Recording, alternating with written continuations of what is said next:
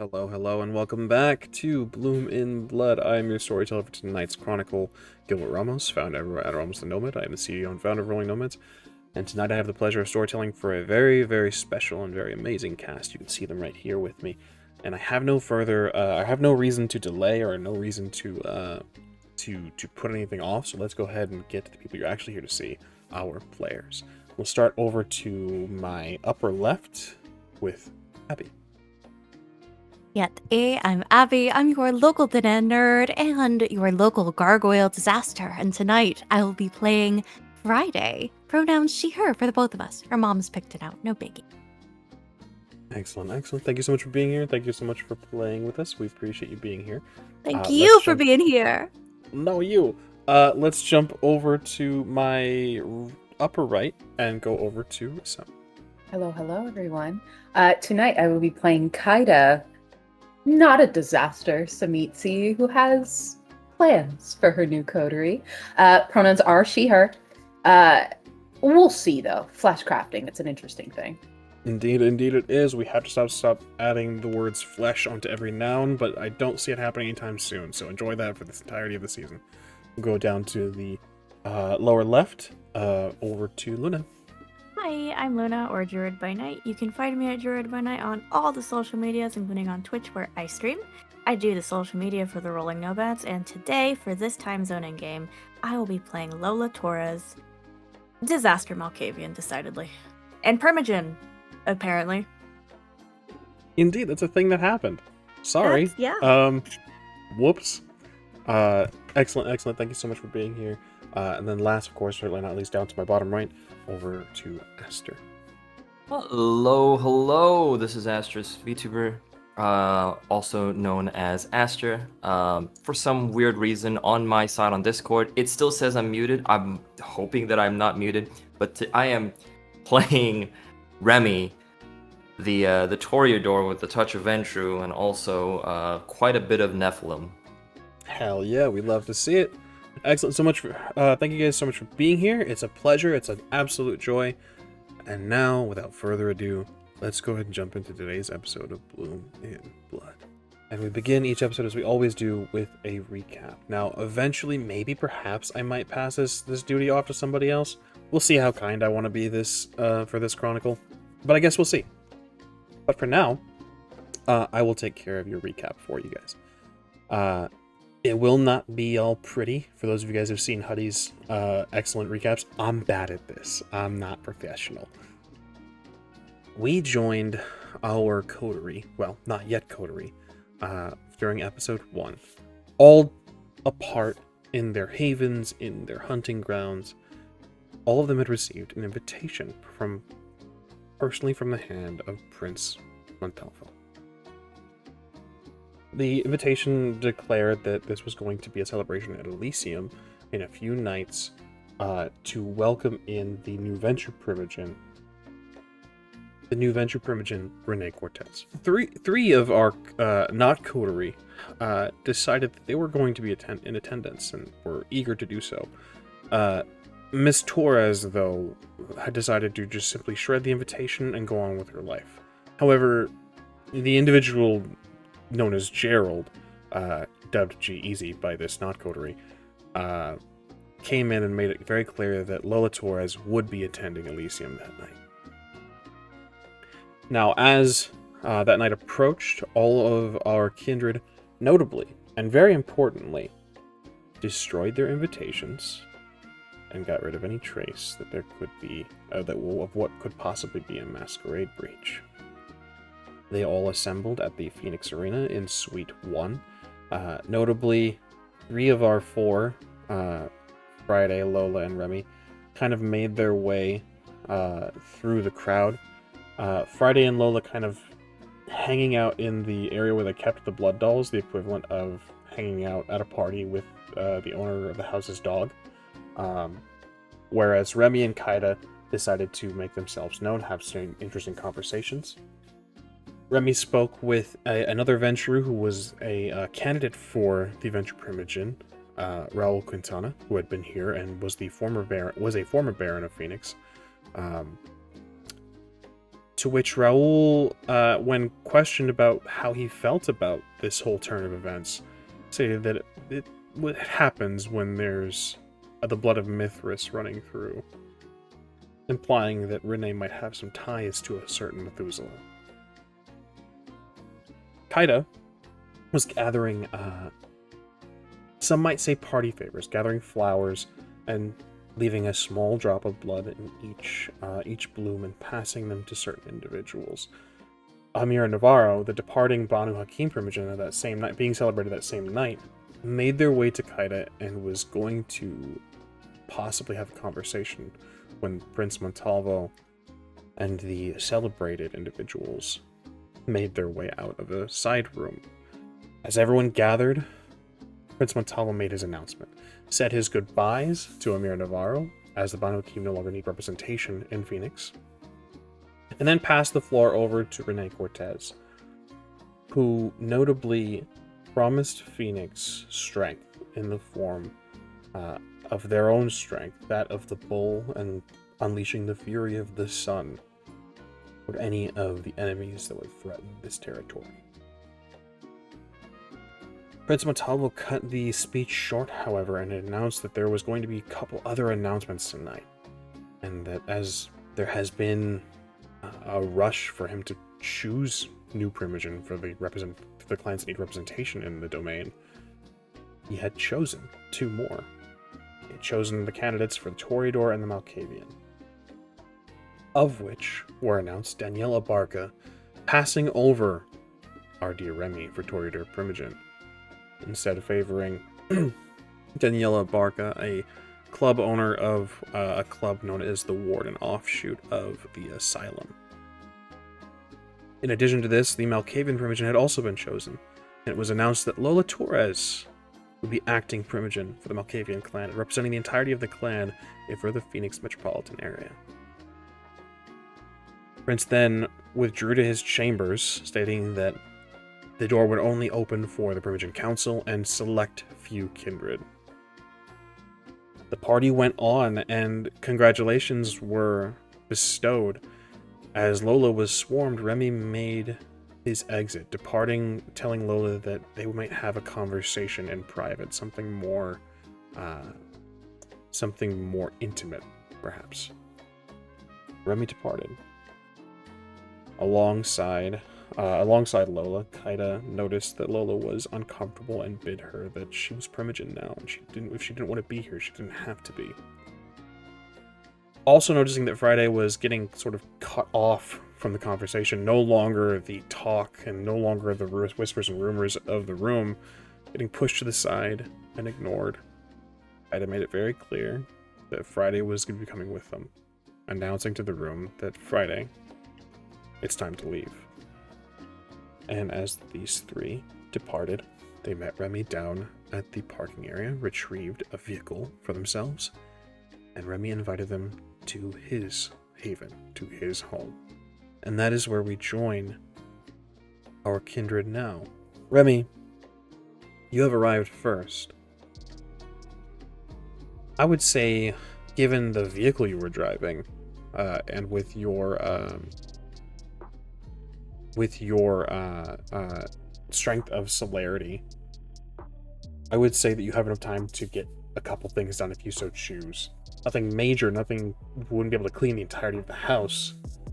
But what would you like to do in preparation for your guests that will be arriving in a few minutes?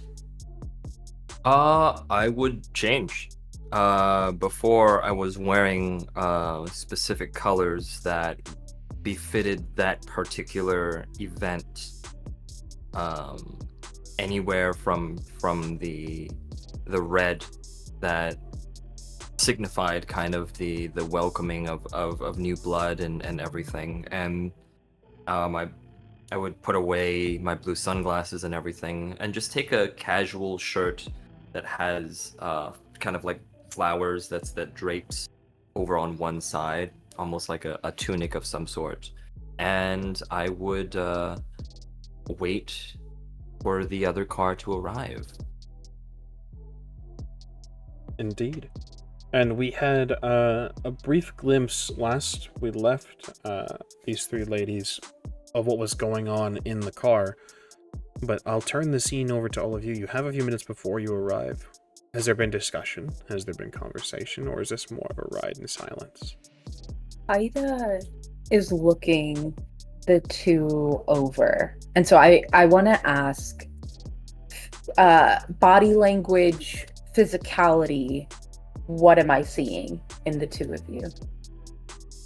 I'd say that Lola looks deep in thought, but like nervously. She's like crossing and uncrossing her legs, checking her phone, and then looking out the window, maybe sighing every so often, trying to keep it together, but obviously very shaken up. Okay.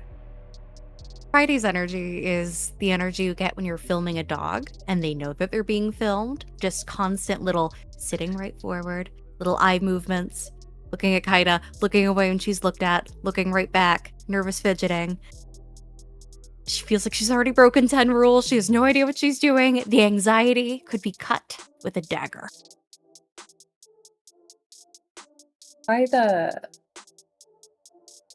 She's looking at these two. Just a little grin on her face. And then you see her begin to pull off her dress. She just starts like unwrapping herself from it and reaches into her body and starts to pull out what looks like a Ziploc bag, a very large Ziploc bag, and she pulls it out. And it's got, gooey from the insides on it. But she just kind of opens it up and pulls out a fresh dress, puts her old one into it. And it's still red, but it's something a lot more casual. It's sort of shorter in length, a little more flowy in the top region. The arms are see-through, and you can, she glides it over her metal arm, so that still shows. And the midsection is also a kind of mesh, and she just like puts this on, arranges herself so she looks much more proper, then shoves that bag back into her stomach. And then once she sort of stitches herself back up, she looks at them and holds her hands out, palms up, reaching out like, I want to take your hands. Look, I just watched this woman undress, take shit out of her stomach, put it back in. I'm not gonna say no. Just, you get this little clawed hand, kind of limp. Oh, you're grabbing. It's very limp. It's just like, oh. Yeah, she grabs it, and I want to make it clear, when she grabs your hand, it is with like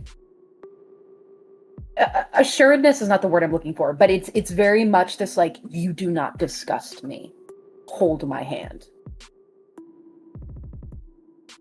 And then, has the other extended for Lola's. Yeah, Lola was obviously like trying not to was averting her eyes, but hearing probably maybe squishing or squelching was just like, all right. And then when she notices the hand being reached out, she has a moment where she thinks to herself, like, what am I doing? You don't just trust. You don't get in a car with random Kindred and then hold hands like we're friends. That's not what we do. But then she remembers what happened at Elysium and will timidly take or extend her hand out to Kaida's as well. She takes it. She looks at you both and she says, don't be nervous. We are going to a friend's house. We're going to have a conversation. And I imagine in that conversation we will be able to find a way to ease your anxieties. You are Primogen now. That means power. Hold your head high. Yeah, that's probably something I should get used to doing. She squeezes both of your hands for a moment. Gently, she's not trying to hurt you. And she says to you, Lola, they will be looking to see you break. to have an excuse to question the prince and his choice. Do not give them any excuses. You can handle this. You run a business. Being Primogen, it is the same. Yeah. Sure. She kind of she tries to take those words as reassurance, but it's hard. And she just kind of goes quiet. She's not fidgeting as much, but she kind of almost retreats into herself a little bit.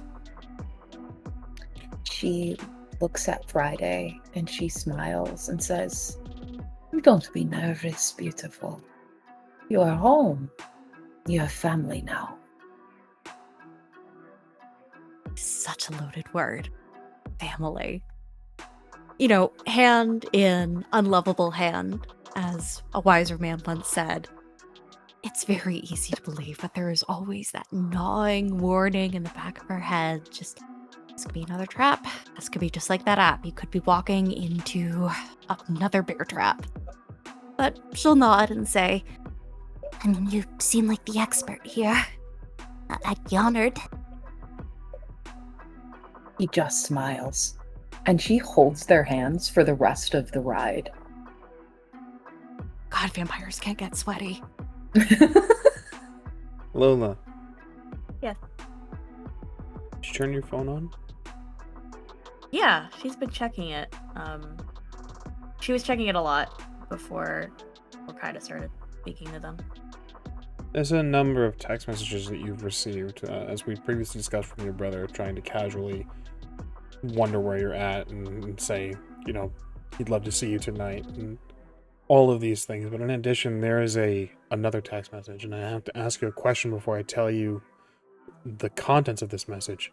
Would you have saved Nathaniel's number? Yeah.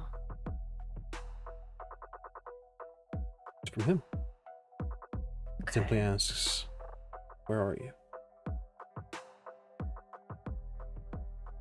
She looks at it, 1,000-yard stare, and she thinks to herself, "Well, you're Primogen now. Can't be giving my location through text anymore." And I will lock my phone and look out the window. Did you read it, or did you just see the notification? Oh, she read Text it. preview. There's a note. Even androids have read receipts now. Rough. Forgot about that. That's awesome. You arrive at Remi's driveway, and I will turn it over to you, Remi, with a description of your haven. What do our kindred see? Boy. So you see a gate, a large gate that almost completely towers over where the car is, almost like twice the height of the car as it kind of slowly opens up. And the driveway is just a long winding drive up this hill. The hill itself seems very desert-like. It's on even for Scottsdale, it's almost at the edge of Scottsdale. So you're kind of in this area where in the background there's nothing but this dry brush. But along this path, you do notice that the path has lights, and right beyond the lights there are small little I would say small little openings in the ground that kind of dig all the way down. And at the dark of night, you can't really tell what's there, but it just lines this driveway. And for a good 5 minutes or so, you get up to this winding driveway. Then you notice this slant, this triangle, this slant of just one plane of mirrored glass. And it is so reflective that if you see it in one particular angle, it would be as if this entire house doesn't exist. This entire building doesn't exist. You notice one door in the middle of this glass you have this one angle in this door right here that you're driving up to, and there is no fountain, there's no fanfare at the end of it. It's just that one door and that one glass plane. And Remi will stand right in front of that door, waiting for the car to arrive. And the car pulls up, Remi. Your driver steps out first, and the doors aren't locked, my dear Kindred. You may exit as you please, but they do get out and go to open your doors for you. Ida just gives them one last, reassuring squeeze of the hands. And you see her demeanor is very, she had this, regalness to her when she was at Elysium, but this is different. This is something that feels almost more old world, the way that she, poses herself and waits for the door to be open, waits for a hand to be offered, then takes it and comes out of the car. Everything about her changes the moment we arrive at this place. Lola follows suit in a way, just waiting for the door to be opened. She doesn't wait for a hand, she'll step out and say thank you. No need for waiting. I'm falling out like a bag of laundry. You all exit the vehicle in your own degrees of elegance, let's say. And Remi, your guests have arrived. Welcome. I'd say make yourself at home, but, well, let's get the pleasantries out of the way first. And as the doors open, the first thing you realize that there is no foyer at all.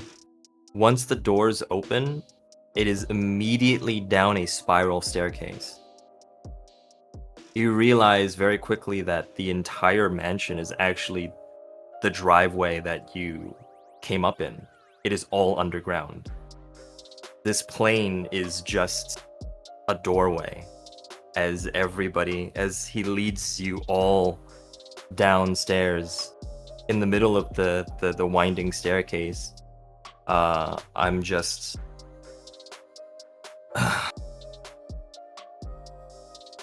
there are so many words that I would like to say after tonight's Elysium. So many words that I will say I would not withhold from any of you. But these are not words that I would part with a dry throat.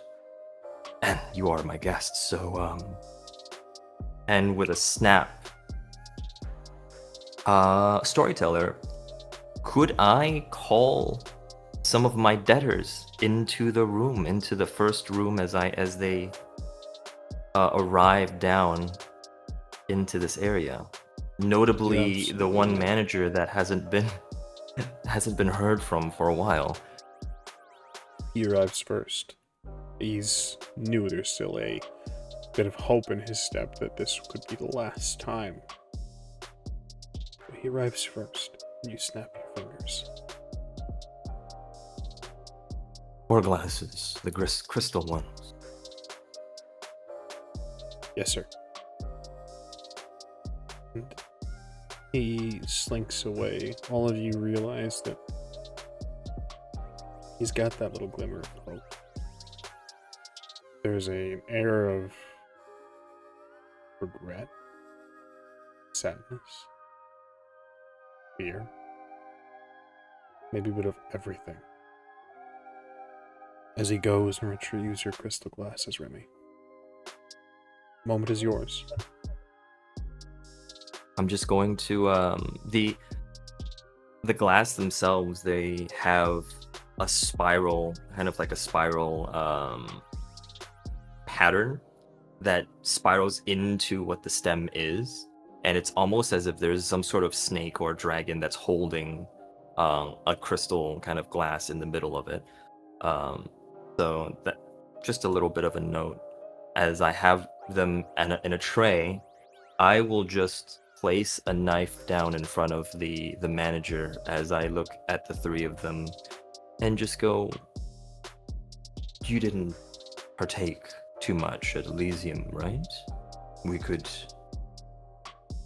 have a little bit of a drink here.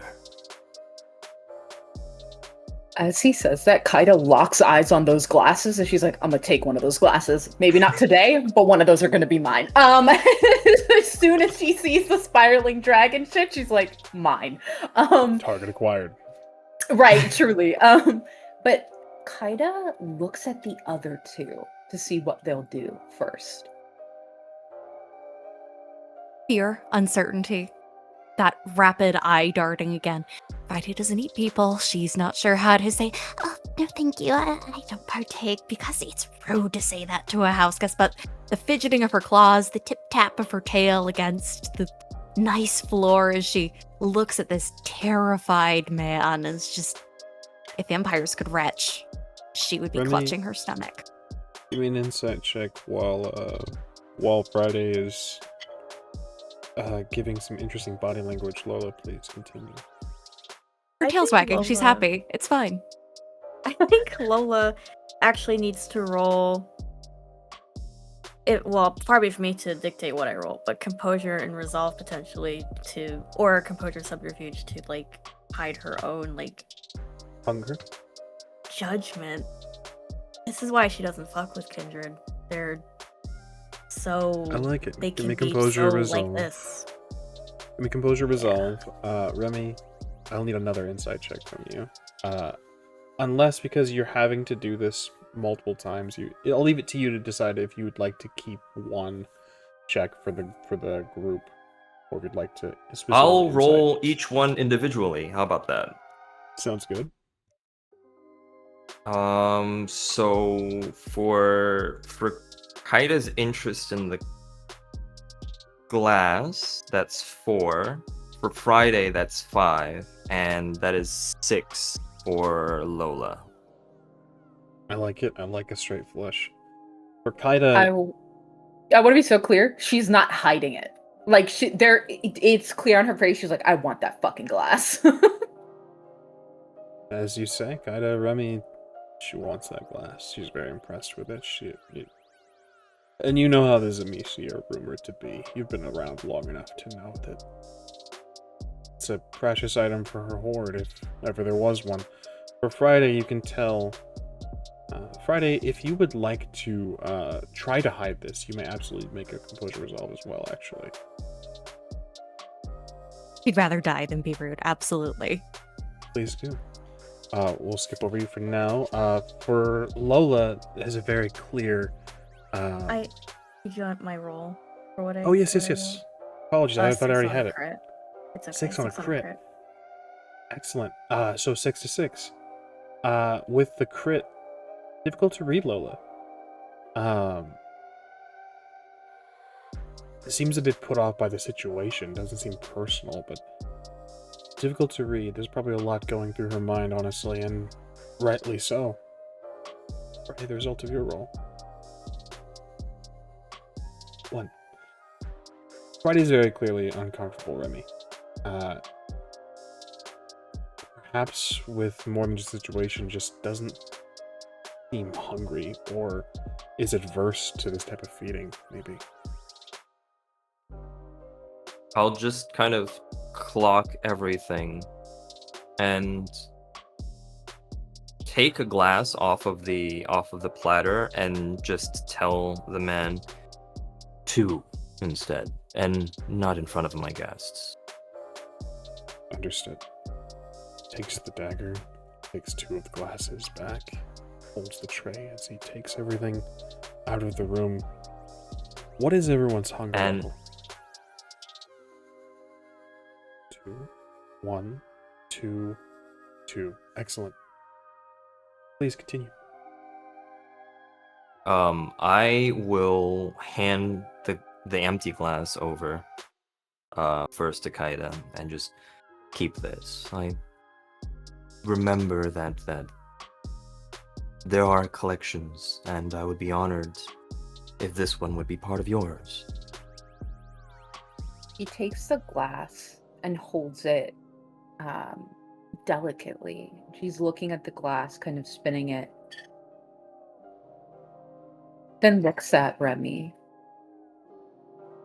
Since you are being so gracious to let us into your magnificent home, I will reveal something to you. Humans are not of my taste. I have a richer palate. So if you are offering, and she just extends the cup.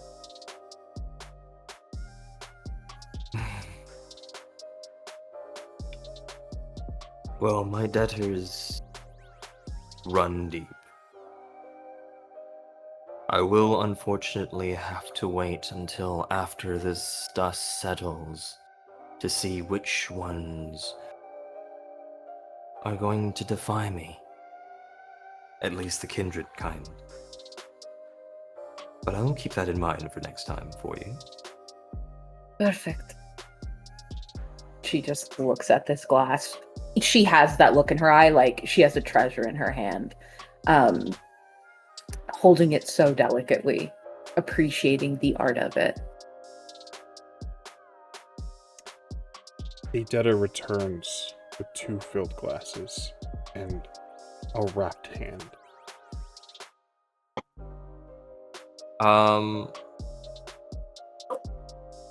Just to make sure. So both Friday and Lola are not gonna take any of the glasses? I think Lola will. If only because Remi is being so gracious and because the blood's already poured. Okay. Freddy's gonna bluff a little, then- just a light at Elysium. For pre-gamed, even. I appreciate the generosity, though. It's fine, Friday. If you have any other tastes, just like Kaida here, let me know. I could help. Just a moment of silence as like she's considering this, and then, do you happen to have a rodent problem? No, but I'll take out my phone and text a driver. See if there's some sort of a particular pet store or something that he could get to. I feel like I can pick up some rats. DoorDash some rats. Yeah. The response from your driver is, we'll see what we can do. Likely Remi. Obviously it's too late for any sort of pet store or anything like that, but maybe they can pull some strings, get some connections going.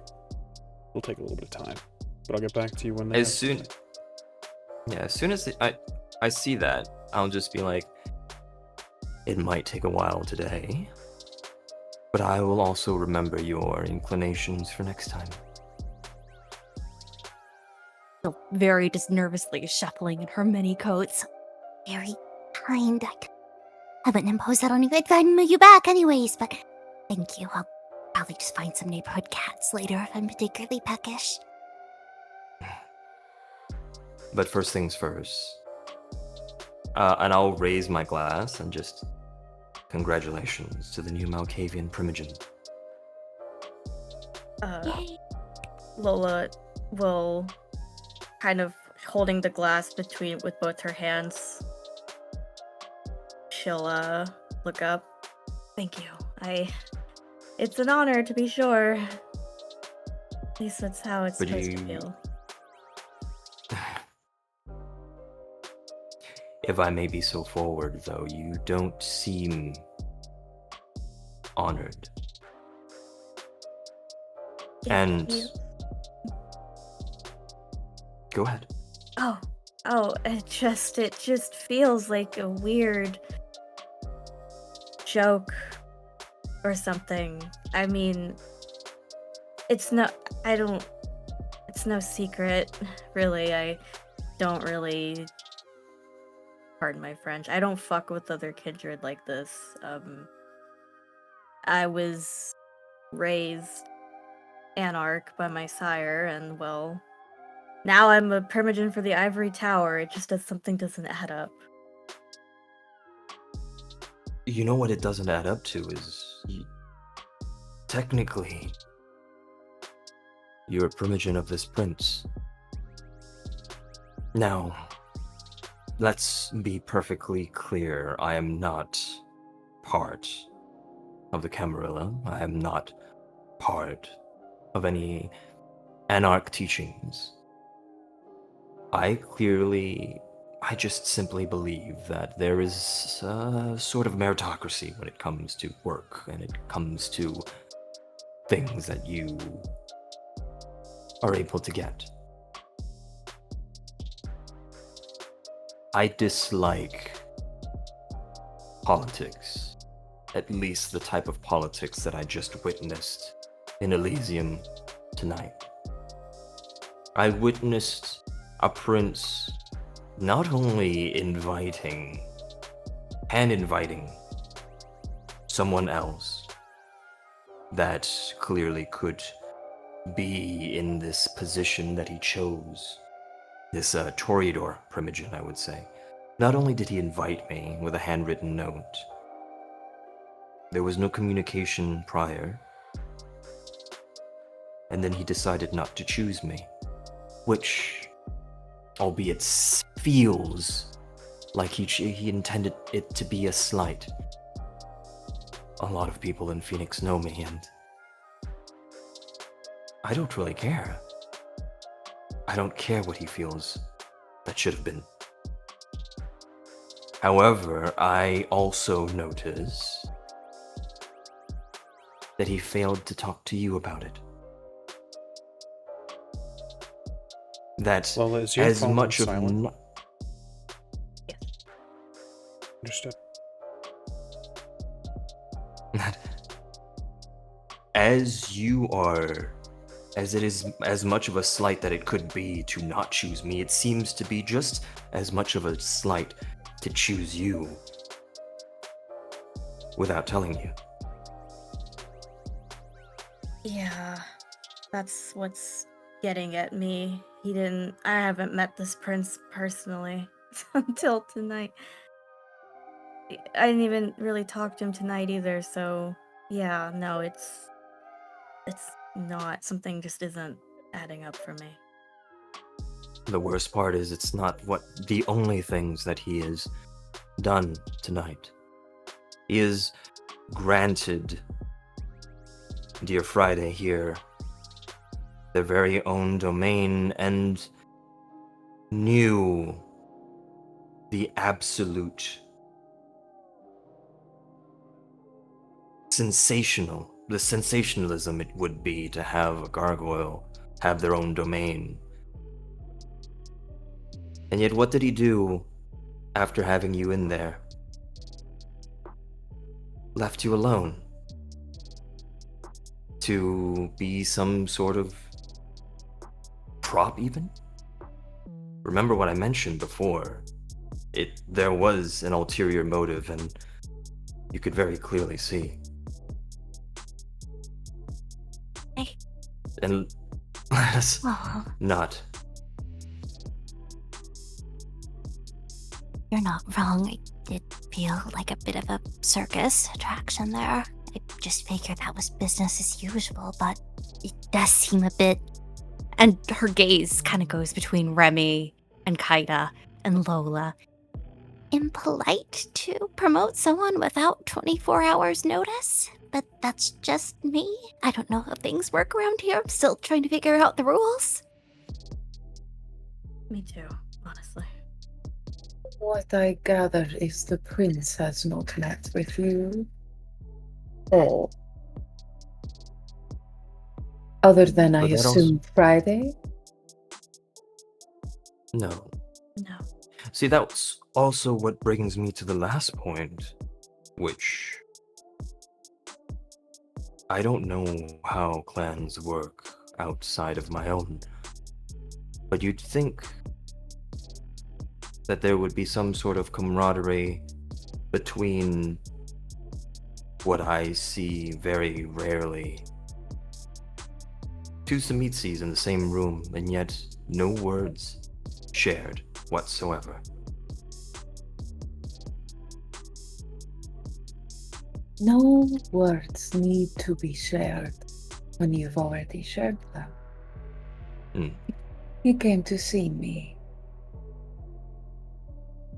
a few weeks before Elysian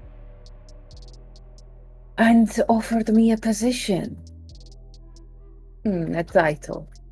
Not Primogen, of course. There's not many of us here to need such a role, but right of destruction. Remi. There is already a sheriff in the Camarilla city of the Phoenix metropolitan area. To give another the right of destruction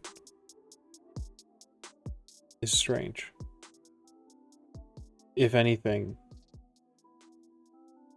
undermines the sheriff at worst. At best, well, let's have a roll from you to see what might be best. Let's go. What is the role? Here we go. Wits and politics, please. You may, of course, feel free to rouse the blood if you wish. Hey, Ramos, could I do an insight check on the prince? I know he's not here, but hear me out. Because I've brought this up, and I understand the implications that this would have with, like, the current sheriff, could I insight what he might have been feeling or doing when he offered me that position? Because I'll improv it, but if I could get more specific, I'll roll for it. I very rarely say no, but I'm going to say no in this regard. Okay. 2. By the way. 2. Remi. At best, at worst, it undermines the sheriff. At best, it places Kaida as possibly a hound. Someone who should answer to the sheriff, but it's very strange that the sheriff wouldn't offer this. The sheriff chooses their hounds, chooses their underlings. Something's not right here. It's a slight against the sheriff. You would ever find out. This is the first you're hearing about it. You don't imagine that anyone else knows about this either. Isn't that interesting? Very interesting. Now, it seems to me that there are many traditions and rules that seem to be broken just off of what the prince is doing. And, well, I was not approached by the prince, but with full disclosure, there was an individual that approached me saying that they belonged to the Ivory Tower and that the prince couldn't be trusted. I'd say that was a baseless accusation on something so simple and distasteful as them being Tsumitsu. But it wasn't something that I was going to take into account until tonight. It was you too? Did you happen to catch his name? I don't bother with names of people that I don't really care for, so no. Well, someone of a similar persuasion came to my shop and told me that the prince can't be trusted and that something is worth looking into with my gifts in Goodyear. Goodyear. That sounds familiar.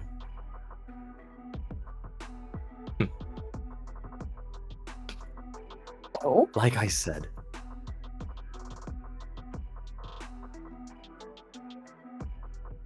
it seems to me even more so now, though, that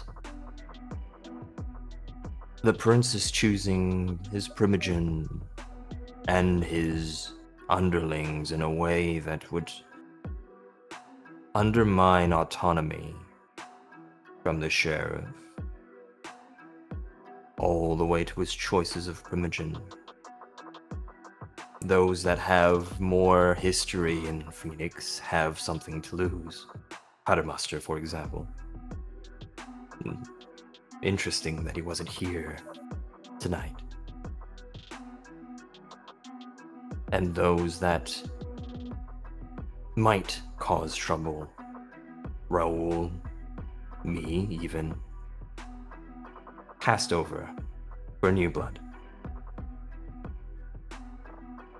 And let us not forget his dear, dear mistake in thinking that you could be controlled when you are so much more than that. Trust is a funny thing amongst kindred. When the prince came to me, he seemed concerned of what lies in the outskirts of this city. The accusations that come with being my clan.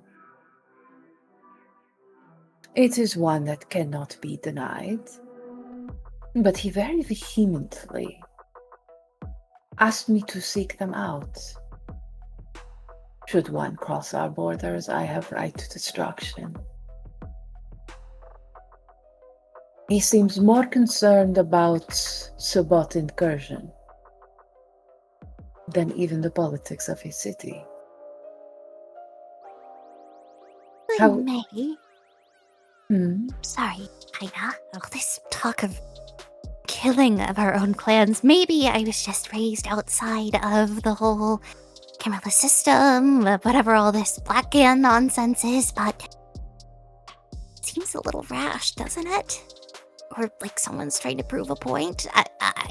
I don't claim to be an expert in things, and she'll hold her hands up in a very non-threatening gesture. No, Why what would you want to kill someone on your side? What you say holds weight. Do not be ashamed of your opinions. He is clearly nervous, does not trust those around him or those in the city, and has particularly chosen each one. It is interesting to me that with one hand brings in Rene as Ventru Primogen, and with the other slights them in giving domain that was once theirs. Perhaps he does not necessarily trust her either. A keep your enemies closer sort of situation. Just as how he chose a very prominent anarch for sheriff, and then gave you right of destruction. It was a good choice, but it is The strange. latter, of course. With Not Lola, to mention- perhaps it is potential. I don't know what the potential would be. I've never been inside an Elysium until tonight. Well, there it is. You were raised Anarch, but you are not Anarch. Nor are you Camarilla. That is potential. That is an ally. Now, what does not make sense to me is why he would slight you. Remi, you've been here how long? Quite long, since this place turned anarch. A slight indeed. You have seen it all. I have. And I would also mention that in choosing Lola. He passes over some of the best seers, I would say, of the Malkavian. Yeah, the prince didn't even bother to ask what my gifts are, so I don't know how I could be useful to him. I feel it pertinent to mention, Lola, what Remi says is correct. Jonas Shui is one of the most prominent seers of your clan in Phoenix metropolitan area. It's not uncommon. It wasn't uncommon for those barons to seek Jonas out when Lydia was unable to appear. It's what Remi says is incredibly true, and Jonas was is a social butterfly, always happy to help, and always happy to pass along to those who will listen. He seems very almost very akin to a child. Very much happy to talk to those who would listen.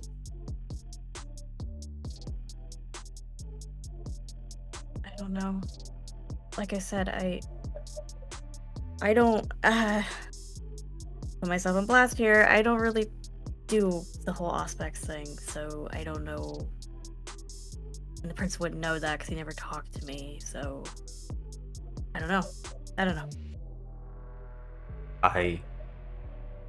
This is not meant to slight you at all, Lola. But have you considered that he doesn't care? Maybe. I don't know how these things work. I figured that was sought after, at least it was with the barons. So here's a question. Why did we get approached by that stranger? You and I specifically. I'm sure he must have approached other kindred in the city, but it seems unlikely that two potential candidates, two very unlikely kindred, unlikely to stir up any trouble at least. And yet we're the ones approached. Yeah. It'd be like that old Aesop's fable, can't please everyone, you end up drowning the donkey, that kind of thing. Maybe he's drowning the donkey preemptively. You would never see either of you coming. The Toreador who does not get involved, and the Malkavian who has no interest in being a part of any of it. If I was the stranger, that's why I would approach you. Maybe. Speaking of that stranger, I have to ask. He did mention you, Remi. Did you tell him about Roman? Who? My brother. He threatened my brother. After he name dropped you. I had to ask. That's... Roman... Zoe did mention a name that started with an R, the person that kept telling her something about not stressing about her work, and that Roman. He's your brother? Yep. Sure is. Safe to I assure you that regardless of whether or not this is gonna sound really bad, but whether or not I care about a person named Roman, if Zoe cares for him, then he is safe wherever she is. Nobody has the right to threaten anything like that. And now that I know that he's your brother, consider it doubly so that he is protected. It is interesting. Roman and Zoe, they spend a lot of time at Kapuraneth over. I am there and I constantly watch over them.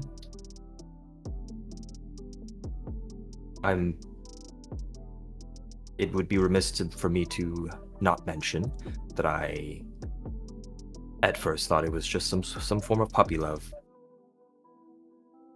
Doesn't seem to be the case. Not from what I've seen.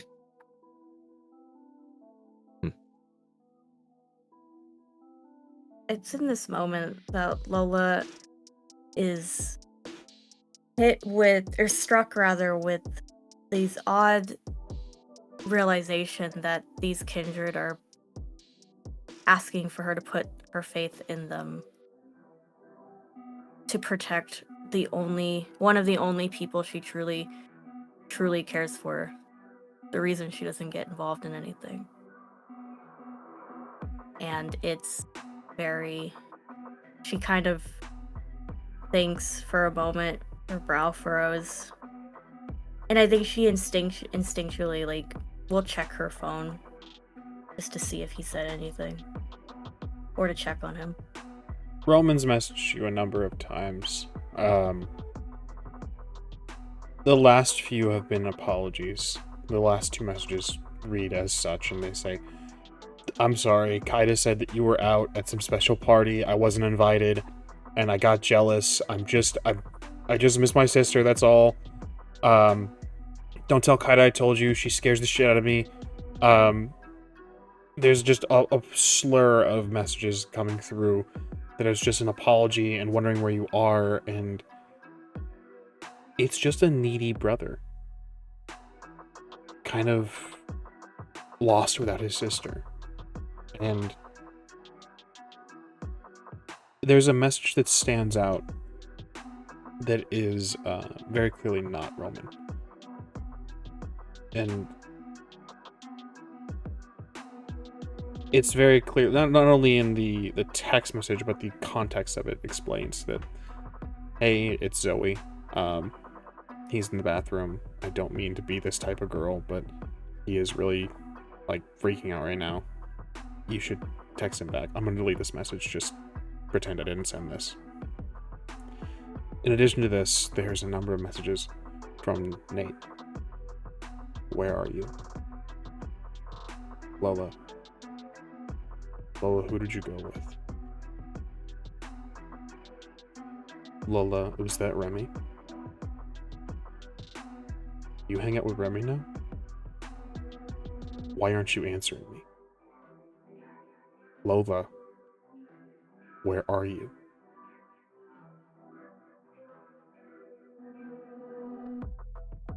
I think there was she was reading the messages from Roman and Roman's phone, and she was getting this, as much as a kindred can, getting this swell of I don't know, emotion, this love for her brother. And then another notification pops up from Nate that says something to that effect, and it just makes her... I didn't know we ignore each other now, Lola.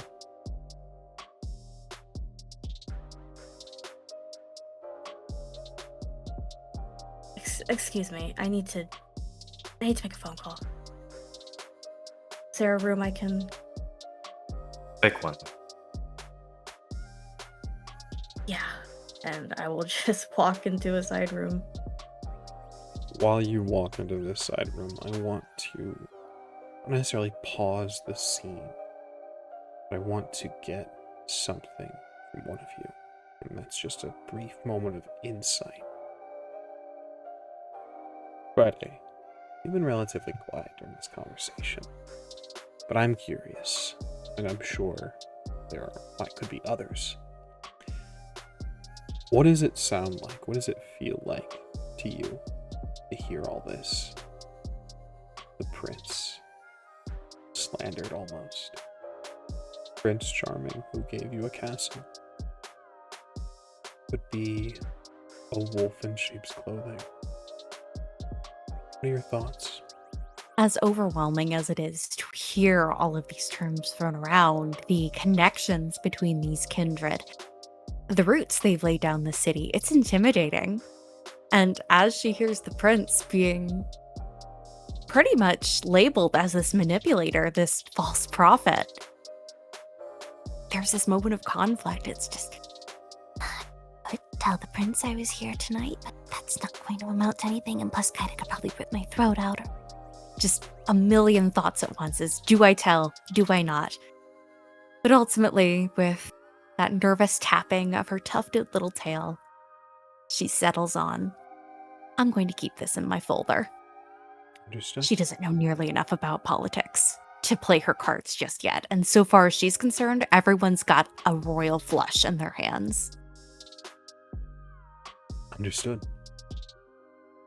I'll turn it back over to the three of you. Lola, we'll get to your phone call very shortly. Ida will draw closer to the other two that are here. Her eyes kind of trail after Lola for a moment and then returns them to the others. And you see the kind of blown out irises on her face, or on her eyes, and she kind of pins you both with a stare. I think the prince has good intention, but perhaps has bitten off more than he could chew. This city, it needed order, according to him.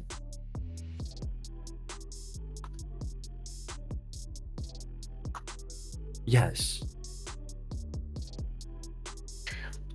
Order that he felt wasn't being provided by what was already standing in the tower. A stranger who claims to be a part of this tower approaches the two of you, specifically to look into what I assume is a belief that our prince is Sabbat. The prince told me he's very much against the Sabbat. Wants to fight against these accusations that he knows lingers above his head and mine. And what strikes me is the venture he brought in. Did you not hear the thing she said? Reeds of Mithras. Ooh, Raoul mentioned no something offense. to that. Mithras. Oh, Mithras is this elder Ventru. Believes himself a god. Created a little cult around himself.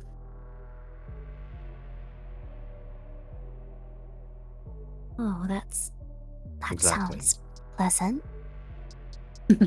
What did they say? They said strength of a bull, the wrath of the sun. To all of the tower's enemies. Fierce speech to give at Elysium. A little much.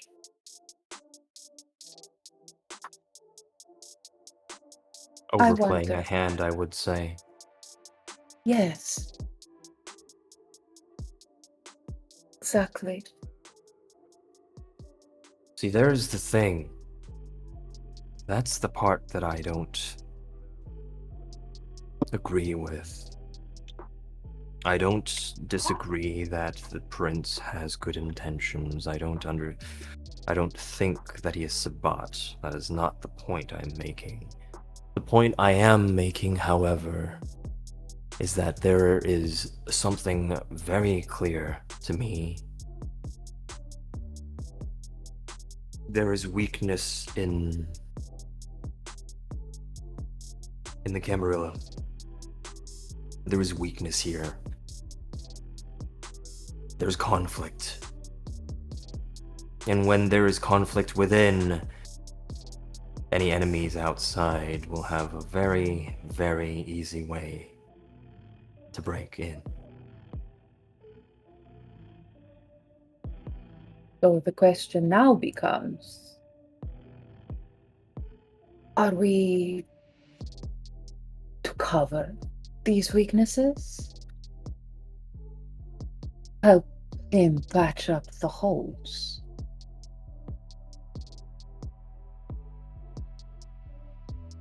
Well, I would say that we could accept, not without compensation of some sort.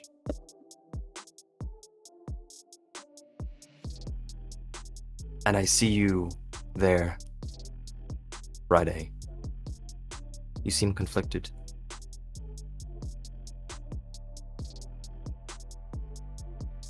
Terrifying. Just jumps as Remi mentions her name. Look, if I'm being entirely honest, the prince has been nothing but good to me. He's given me a home. He shamed Remi in front of me. But you both have been here longer than I have. You've been Kindred longer than I have. You played these games longer than I have. I don't know. I just don't want to end up back in a facility on Area 51 getting poked and prodded and put under lab lights and dissected like a frog, you know? I just don't want to die again. Let's be perfectly honest. Number one, Renee is only one piece of the puzzle, and we could go on and on about what they are or what they aren't. You're here for a very particular reason. And that is, like everybody else, not only is there potential, but there is sort of innocence. I could see that. None of this should trouble you, and none of this should bother you, and that is how I have tried to navigate it in the first place. But Phoenix, for the past however many years, has been my home. And just like how you now have domain in Phoenix, we cannot allow whatever conflicts ruin it. So I propose we look into Goodyear. Not for the stranger, not against the prince, but there is something that's going on, and it is being covered up. And I don't dirty my hands with these particular things, but it may be helpful to feign some sort of ivory tower backing while we do something of the sort to cover said holes. Wouldn't you agree? Sounds a bit complex and all shoestrings and red threads, but I trust you with this. I mean, you pointed out that I almost got myself caught again by a bunch of government agencies, so I'll follow your lead on it. And I'm pretty good at staying hidden, if I say so myself. I have a question. Yes. Friday has mentioned that she was poked and prodded and experimented on.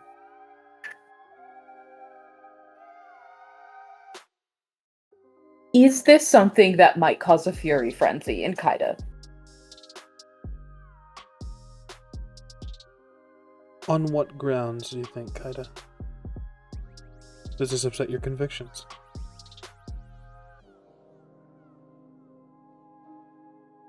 I think it does.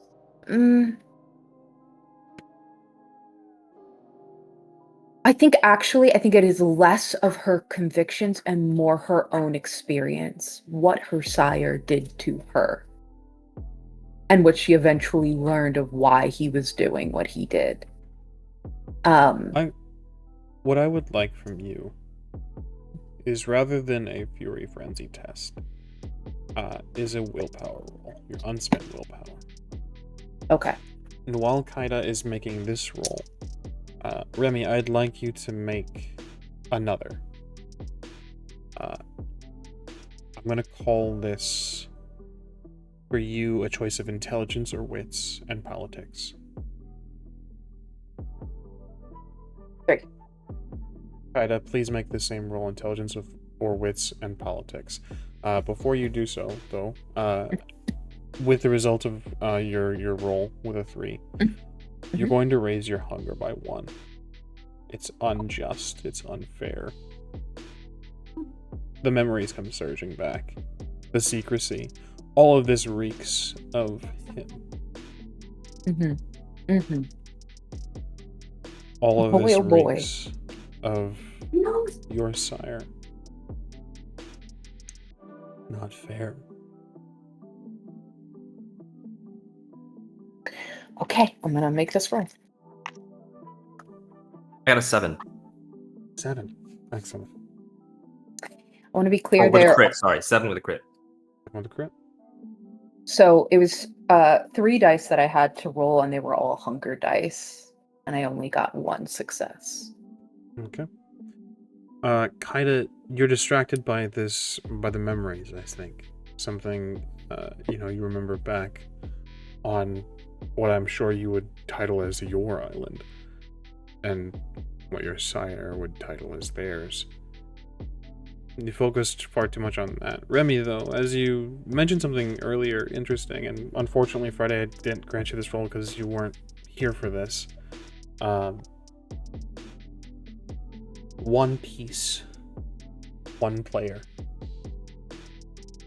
In addition to all of this, what is interesting as well is, as you're having these discussions, you're almost subconsciously going through allies who you could talk to about this, you can investigate. Adamaster didn't show up tonight. And Raul Quintana seems to have theories about Renee. But in addition, even the sheriff. Elena was once Baron, was a prominent power in Phoenix. And then one day stopped fighting Prince Montalvo when he claimed Praxis. She was the last of all. And with her, Anarch Phoenix faded away. No one knows why. No one knows what happened. All that's known is they had a conversation, they had a meeting, and in stepped the Baron of downtown Phoenix, of lower Phoenix, and outstepped the sheriff. Maybe it's manipulation. Maybe he has something over her. But it's worth questioning, perhaps. Maybe she could be an ally. Maybe Patermaster could. Maybe Raul could. These are all thoughts that coalesce as you scheme. And as I leave you to dwell on this, we pan our camera over to Lola in the other room. Let's see how your phone call has gone. As she's walking away, she's sending Roman a quick text that simply reads, "I love you, baby brother. I'll call you soon."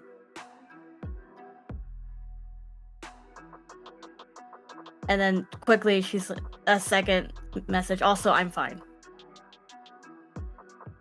There's an immediate reply of, "I love you too. Where are you? I'm a little..." And there's a few typos and a few missed letters. And it says, "I love you too. I miss you so much. Where are you? Can we please... Are you done with your special party? You're so fucking important now. You're too important to hang out with your brother. I miss you." A bunch of O's, a bunch of U's, a bunch of emojis. She laughs, but then gets to the business at hand. And her smile quickly drops as she calls Nathaniel. Now, for our viewers and for our players, we've checked in on our lines and veils. for our players. Gaslighting is a yellow. This is your fair warning. Nathaniel has proven to be a very... Nate's Nate. This is your warning. This is as I want to guarantee that the yellow is maintained.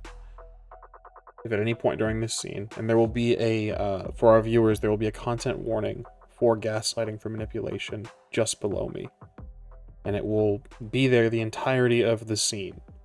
There will also be a timestamp where the scene ends, where you can skip ahead if you're uncomfortable with this. If this is a red for you, you don't need to watch this. We've checked in with ourselves. We've checked in with our lines and veils. Very important to us that you're safe as well.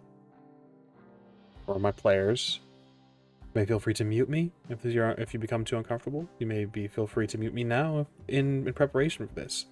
I will hold up 2 fingers for all of you while the scene goes on. When my 2 fingers go down, that means it's safe to return. If at any point you're listening in and you need to step away, by all means. If at any point you're listening in and you don't wish to step away, and you wish to just hold up an X, we'll stop the scene. No level of immersion is worth your mental health. And that goes, again, not just for you players, all of you watching. Please take care of yourselves.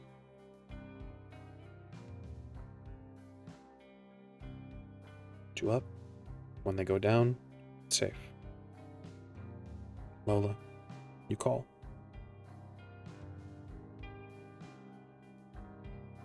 Rings once. And then you hear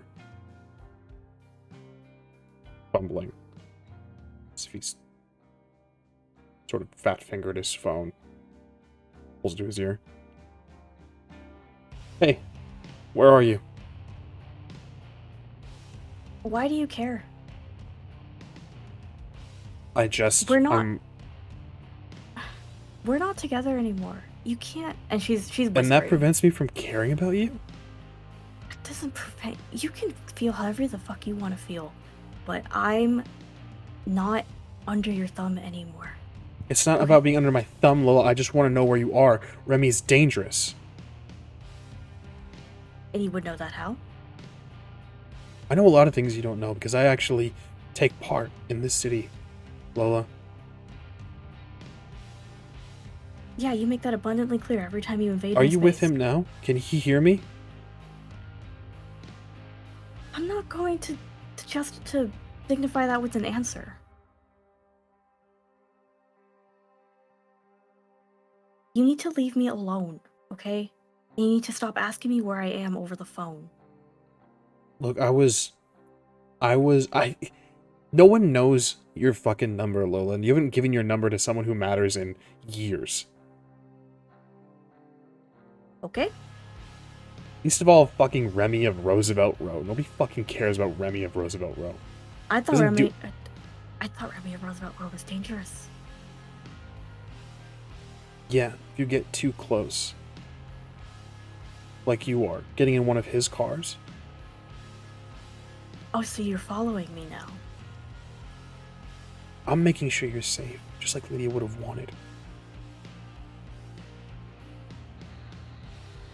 Lydia isn't here anymore. You don't have to keep doing whatever you don't think she wants. You don't know that. You actually don't know that. Are you any closer to finding out? I'm working on it. Rather than you fucking work on canoodling it with some and leave fucking me painter. alone. Then work on it and leave me the fuck alone.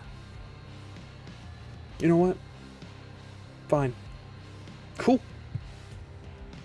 Enjoy your night. Will. I fucking hate when you're like this, you know that?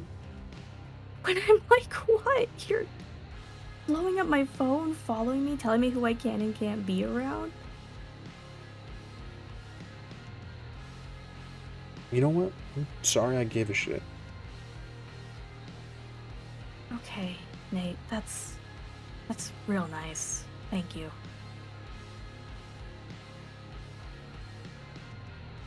You know, most people would be happy that someone's out there looking out for them.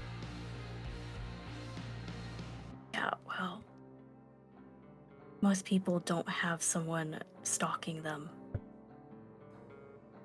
I'm not a fucking stalker, Lola. We were... You know, there was a long time where you appreciated me taking care of you. Taking care? Is that what you're calling it? Yeah, that's what I call it. You're the reason. You know what? I'm done with this conversation. I'm the reason what? God, you always hold this over me. When are you gonna let that go?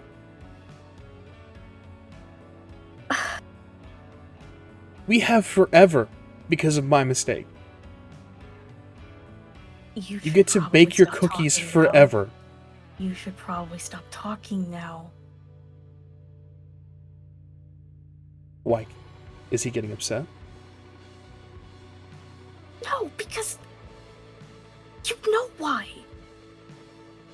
You never gave a fuck before. You know what? Fuck it. I got something for this little rose. And the line goes dead.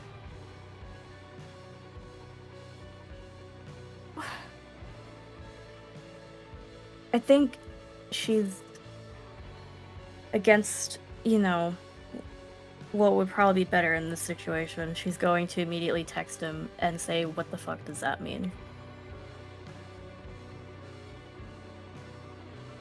Even androids have read receipts. And you're left unread. Huh. I think she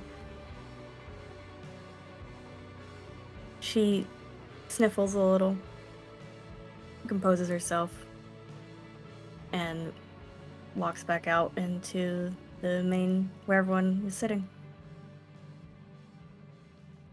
Friends, Lola rejoins you. Lola, I would like a wits of composure from you. Okay. I think as she has the blood, she brought the glass with her, and she quickly downed it before Apologies. walking back. Composure resolve. I don't know why. I don't know what I was thinking. Apologies. That's fine. I wish it was wits and composure, but that's okay. While that's happening, and we were having that conversation with Friday, and she speaks about being poked and prodded, you guys see, if you're looking at Kaida, you see that there's like a roll of that metal arm. She kind of rolls it back for a moment and closes her eyes. Her head is tilted slightly down, and for just a second, it almost looks like the bones beneath her skin and her face start to move on their own, as if she can't control what's happening. And then she goes ramrod still, clenches her jaw, and then her eyes flash open when she hears Lola enter the room, and she's looking at Lola. I will allow anyone to, if they are so inclined, to roll wits insight against Lola's roll to see the state of you. Oh, I'm muted. I got 3. 3, understood. What you got for 4, me, Friday? Your Honor. 4, Friday's 4. looking at her in the way that, when you grew up in a house with slammed doors, you pick up that, okay, those footsteps are angry. Gotcha. Yeah. That is the vibe. I have 4 with a crit. Everybody Also got a 4. very clearly Clocking Lola. as Lola Probably comes like to the sit PTA down, meeting and then just... there's there is a bit of a heavier close to the door. The steps are sullen, and Lola kind of, correct me if I'm wrong, Lola kind of drops into the seat rather than lowering himself in. Yeah, I was muted before. I was trying to say that she drank the blood before she left, but I actually think it'd be better, or before she left the side room. But rather, I think she flops down and downs the glass in front of everyone. Everything all right? Everything's perfect. Everything's perfect. The first thing Kaida does, walks rather quickly over to Lola and gently grabs her by the jaw and lifts her up so that she like lifts her head up so she's looking at her. And there is an inner rage that you would see in Kaida. And almost venom immediately coming out in her voice. And she says to you, "Who did this to you?"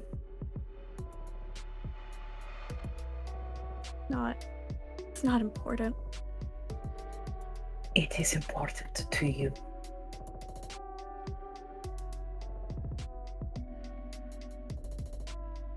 She pauses and she kind of like moves her head out of Kaida's grasp. And she says, "It's just my ex.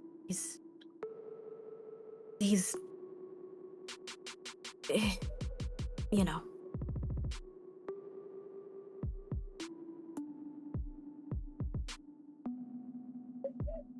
But it's fine. It's just another argument. They happen all the time, so it's nothing to write home about. Do you need him to be handled? What? Oh no, he's fine. I think I just need some space. That's all. He wouldn't happen to be a weird kind of guy who grabs you by the shoulder and tells you prophecies at parties? No. Although he is my broodmate.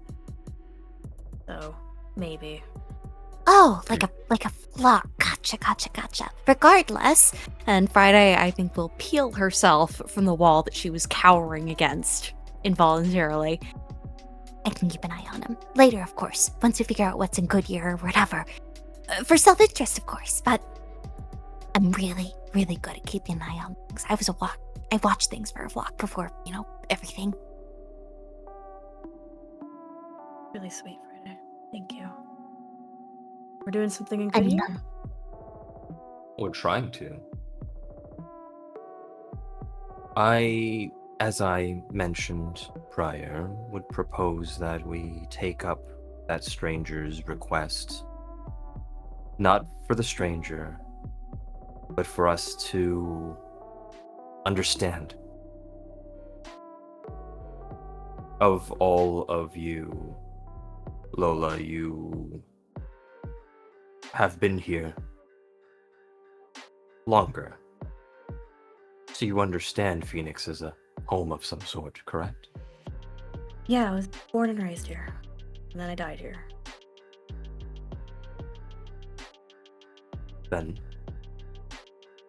you wouldn't want something to happen to the city. No, I wouldn't. So regardless of whatever conflict that the prince may or may not have foreseen, we have a duty and obligation even to put the city first. Anarchs or Camarilla be damned. We are just protecting our way of life.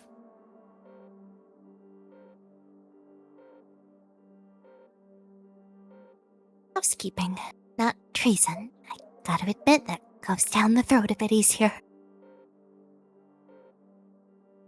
Yeah, housekeeping. That's a good word for it. And speaking of housekeeping, as my allies and friends, if any of you have any troubles, like what just happened now, and you wish someone to help, I have the resources to help.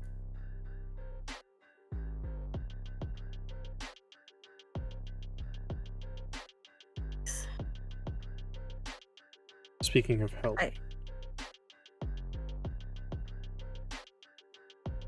occurs to you, Kaida, you might need to call in that favor soon.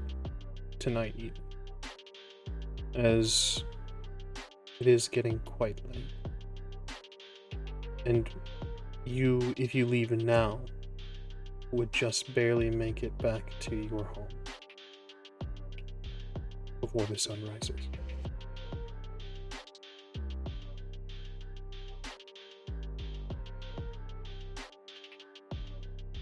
The muscles in Kaida's body are kind of twitching. It's almost like she's holding something in.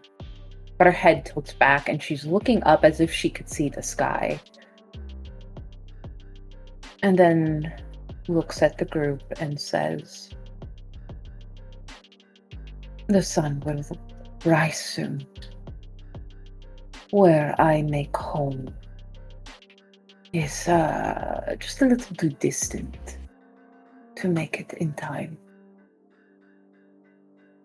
I do not mean to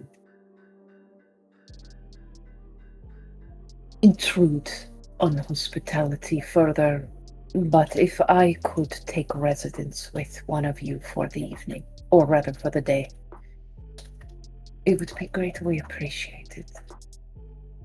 I invited I mean, you I've got a all- hotel. Well, I invited you all here, and it is a ways away. I didn't actually plan on needing to deal with driving you back, if that had to come to that.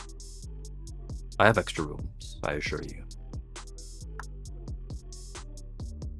Thank It you. would be more practical than a drive, yeah, but Yeah. Yeah. That sounds good. Thank you. thank you, Remi. I will show you to your rooms. You all have about 2.5 hours till sunrise. With knowing all of your guys' humanity levels, you have about an hour and a half, I think, before your bodies begin to fall and turn rigid. So Remi, you show them to their rooms. I'll turn it over to you if you'd like to describe if you have anything in mind. If not, that's perfectly fine as well. Specifically, it's in this kind of like underground area. You now understand why there were those kind of like chimneys, because there are very specific rooms that are kind of like next to each other. Some of them are very obviously for different type of people, I would say, for kind, even the ones that have sunlight that kind of bleeds through, and others do not. And the way Remi shows you to your rooms, it's kind of like one room, like basically kind of there are doors that are separated, and they're just specific ones that are that open up, that they don't seem like doors. Any of the rooms all have the lights, but a wall here, a bookcase there, as extra rooms kind of just almost materialize out of nowhere. He opens up a bookcase specifically for Friday. A wall just slides open as he shows Lola another room. And for Kaida, you notice a floor-length mirror that, as soon as he presses a button, the mirror itself just slides down into the floor as you walk through. The rooms themselves are furnished just as artistically with different types of art and whatnot for as any other room. It's just the entrances themselves don't seem conspicuous. Just a final thing. Before Remi leaves the room, Kaida says to him, "Remi,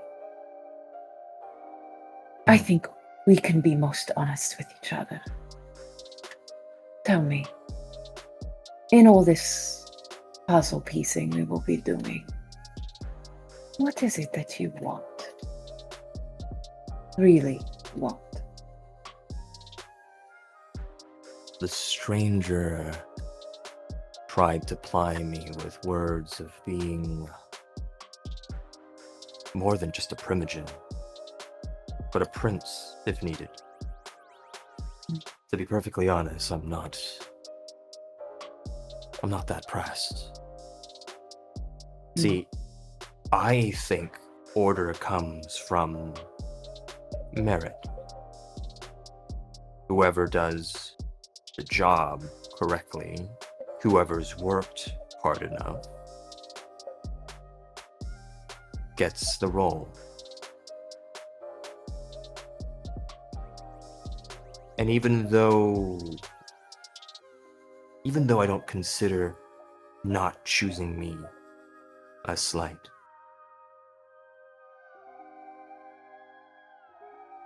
I consider who he chose to be just as much of a slight. You I think have that's the worked natural- hard. For a while, yes. Mm. And I think that is just the natural way of things. That should be the natural way of things. Order comes from strength. Yes. Yes, it does. Thank you for letting me stay in your home.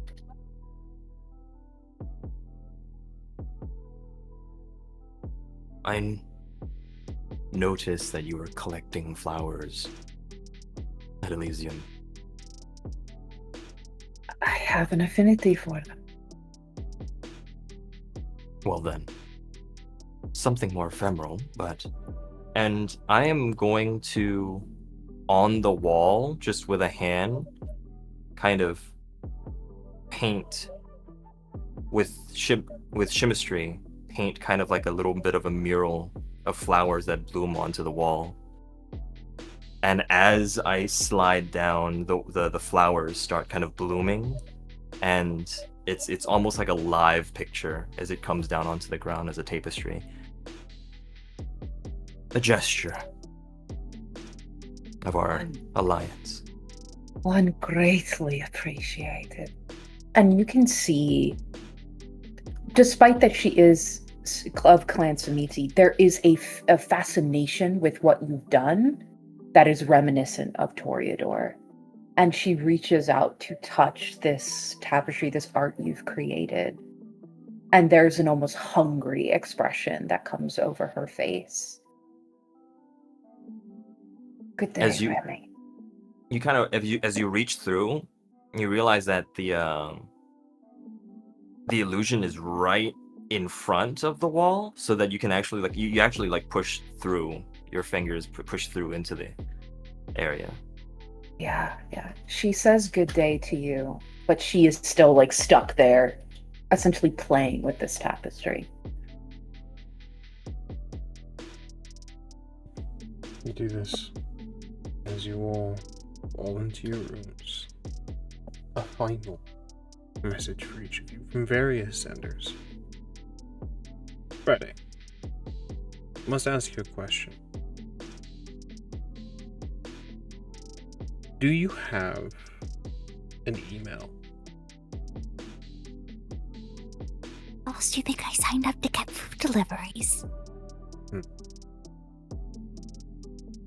There is an email from you, a notification on your phone.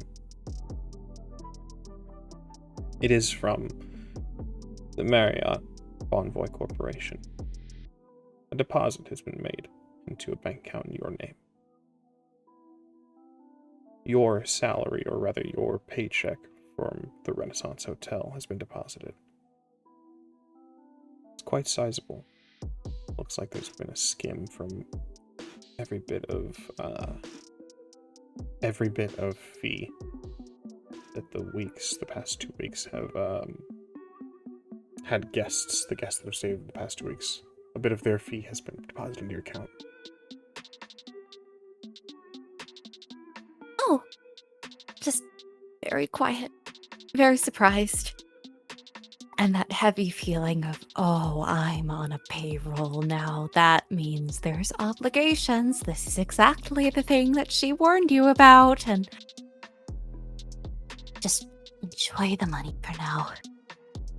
accept, deposit, put my phone down, go through this weird little cat-like ritual of walking around the room, surveying it, and then crouching on the edge of the bed in a classical gargoyle position and waiting for dawn. Understood. Kaida. A text message from an unknown number. I apologize that I did not get a chance to speak with you tonight. I was kept aside by other friends. Dash. Adrian. Incredibly strange. It's a mixture of formal and modern day. Likely to cover the tracks. Didn't have your number. You had to ask for this. You had to pursue this.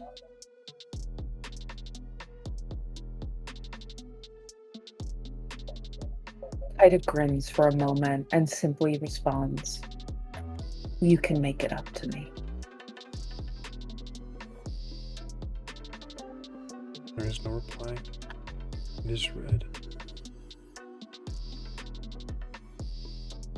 For Lola and Remi, the messages coincide. On one hand, Lola, there is a link sent to you from Nate. It's very clearly, it's not a suspicious URL, it's a TikTok.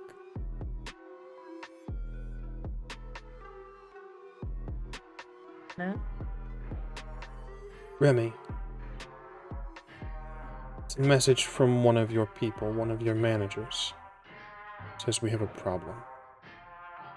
There was a problem tonight. Where? Studio 145. Lola, the video is local. The TikTok is of Studio 145 on fire. Remi, a fire broke out. We're not sure how. We're not sure why. But this is where we're going to take our break. We'll see you all very, very shortly.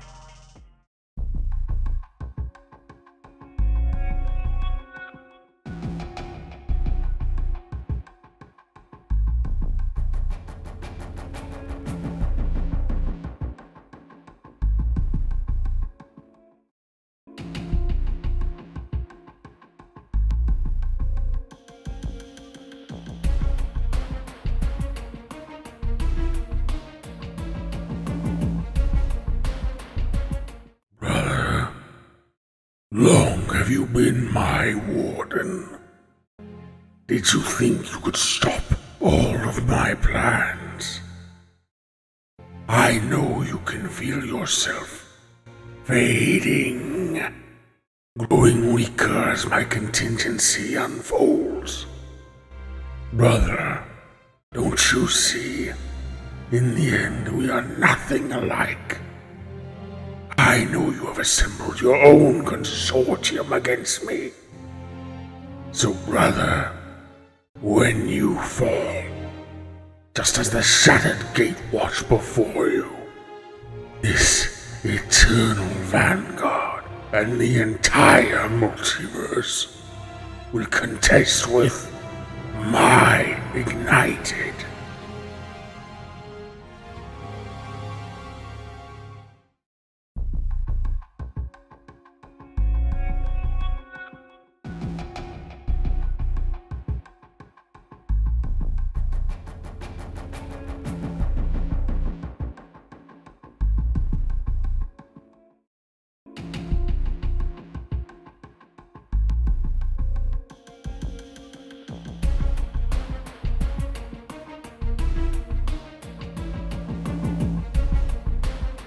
When I first came to this country, I had nothing.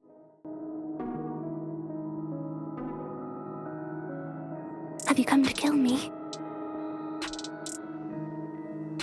I am simply descended from survivors, and I always survive. Life doesn't stop when you die.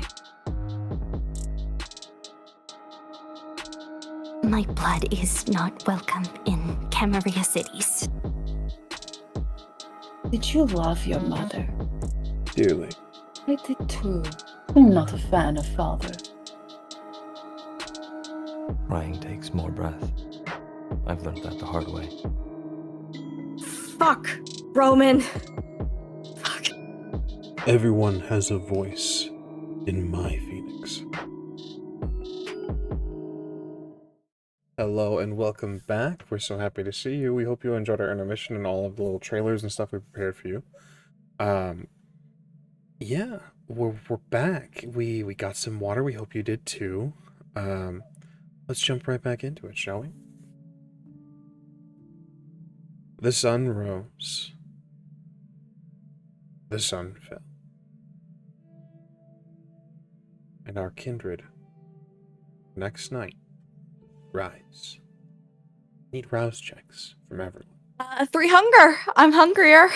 We are at 4 hunger this evening. Understood. 3, 4. Lily, you're at 2, 3? 1, still 1. Remi, you are also at 1. Excellent. You all rise. Friday, you feel that voice start to creep up your neck. You think they're awake yet? Just take a little nibble. Just a little one. We're not doing that. Could be your mother for all you know. You just shut up.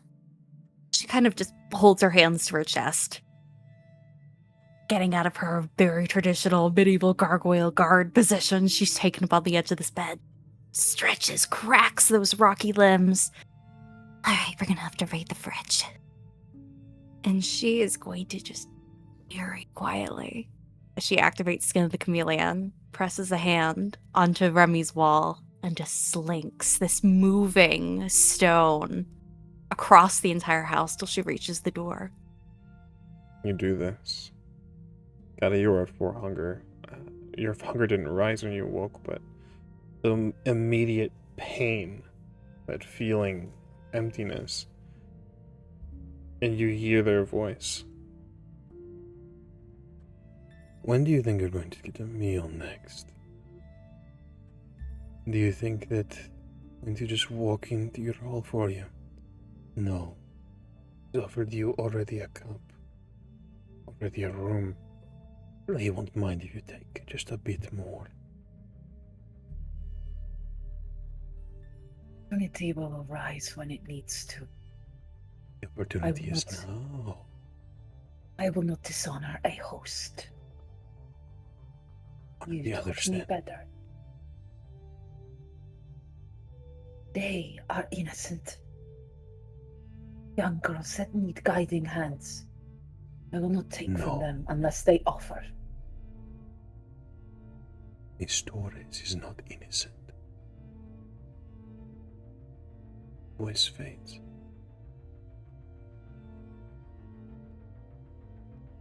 Kaida rises, and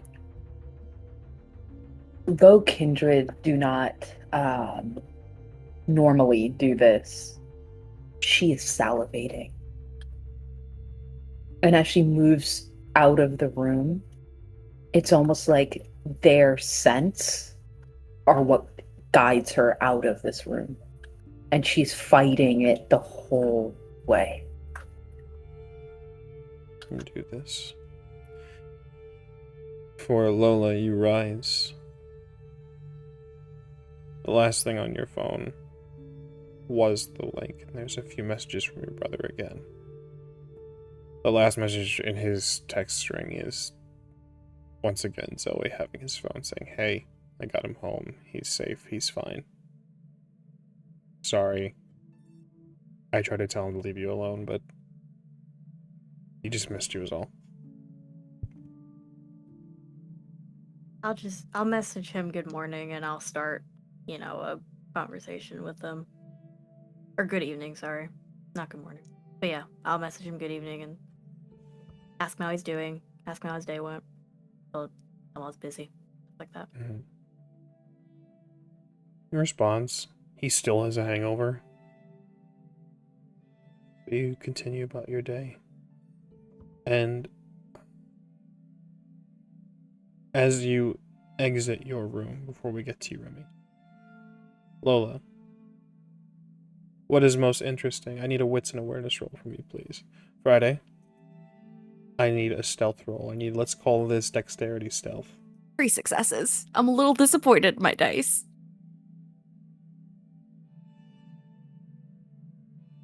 Also 3 successes. Well, you step out, and Friday, you are careful, you are quiet, you are one with the wall, slinking across, and Lola, you see Friday clinging like some sort of creature, some sort of insect, this strange creature moving across the wall.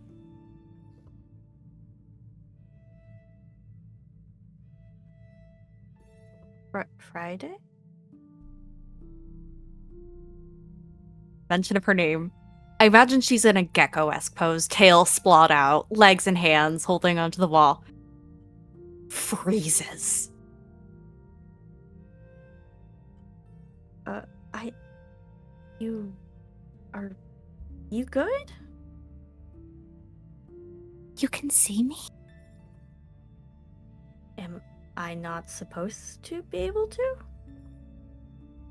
No, And she breaks Skin of the Chameleon, slinks off the walls onto the floor, and she almost looks disappointed. I mean, I know I haven't in a bit. I've been hiding. Oh my gosh, I'm losing my touch. Next thing you know, I'm gonna get scooped off the streets by the Second Inquisition. No, it's nothing like that. I don't know, you caught the light a certain way, I guess. And can I think for a moment, is this actually something is this like obfuscate? In a way? Lola, this is... You know that, as Friday has dropped Skin of the Chameleon, she's more clear. The shadows don't seem to cling to her as much, and doesn't blend in as quite well. It was more of an outline, a sort of figure that you saw that you could identify as Friday. As she dropped it, it becomes more clear. You've never been able to do this. What? That's weird. I guess I could have just asked Remi if there were any neighbors who left their cats out. I wanted to be polite about... You're not talking about me, are you? Oh, no. Sorry, I've never been able to see anybody that's, hidden like that. And I woke up and now I can, so... Let's test that out. Friday's again going to press her hand to the wall. Skin of the Chameleon. Blend in with the stone.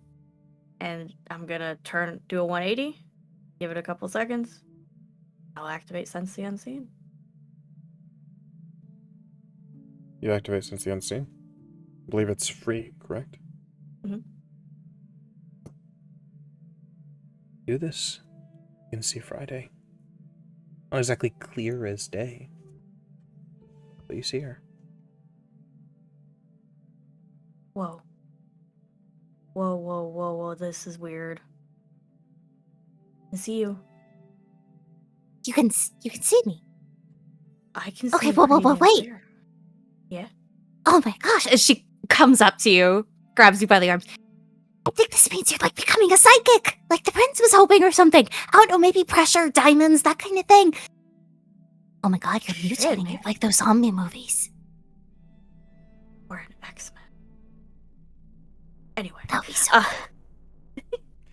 We cast our eyes over to you, Remi, as you rise. It was explained to you last night as you were falling into torpor Studio 145 had caught fire. A number of the exhibits were destroyed. Others were just simply damaged. The studio was saved. It wasn't an entire destruction, but it is the talk of the town. No one really knows what happened. Everyone inside seems to have fallen under sort of mass hysteria, almost. No one's really sure what happened. What is most prevalent is Zoe messaged you as you were falling into torpor. When she messaged you this morning, or rather, her morning, all it said was, it's gone. Her display, everything she's been working toward.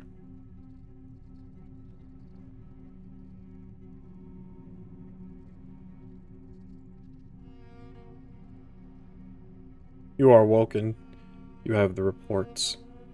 You have the case number the police have opened up from your managers. You have the fire department's number and all the information for the responders that came to your studio. A number of things were given to you if you choose to follow up on this. Were there, I mean, not to sound metagamey, but it's just something that he would also check was there any sort of social media videos of the incident that, yes. that they were able to comb through? Oh yes, much like Lola received, there were a number of TikToks from people on the street, people that saw smoke. You can see Phoenix is a very interesting city. There were those, of course, that stood by and watched it happen.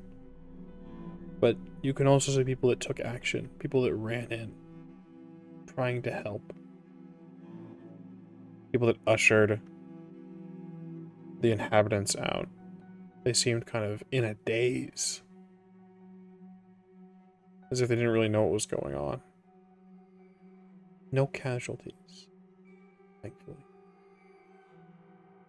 Can I clock what that daze is? Give me a wits and occult. It's 1 success. Difficult to say. There is a sort of the issue with tragedy and things like this is that people become kind of hysterical when there is an event like this. There's conflicting stories of what happened. You're not entirely sure what this is. With my age and my understanding of Kindred, is it safe to say that I could make at least the conclusion that if I don't know what it is, that I've seen it potentially some sort of like potentially Malkavians would be able to know what it is? You know that this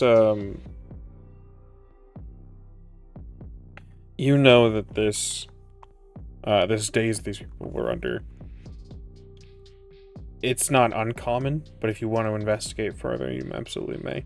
And as far as Kindred, people know that this is yours.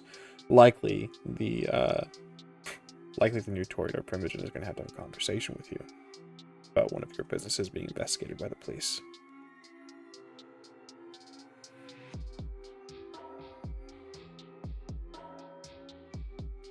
I'm going to, before I go out of the room, I'm going to change. Of course, I'm going to put on this sweater. It's almost unassuming, this kind of lavender gradient into a white sweater that I put on, but it's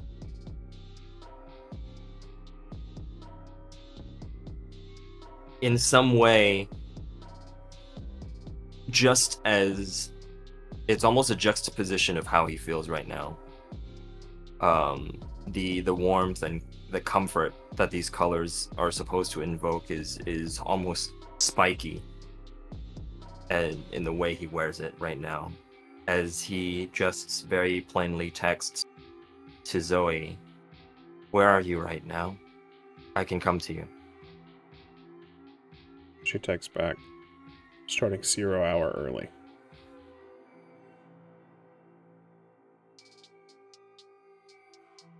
I will take that and message Cup, like the manager's there, and I'll double the security at Cup Runneth Over. And I will just, as the video is playing, I'm just going to go up and walk out. Do I see any of the other? I would Any say of that the you would others certainly outside? at the very least catch Kaida and as she is coming out and see Lola and Friday. I think that you could all gather in the hallway if you so choose. Then, as I see them, I'll just hold out my phone. I'm not very versed in this type of effect on kind, but I can't tell whether or not this is normal to stare at a fire and look like that.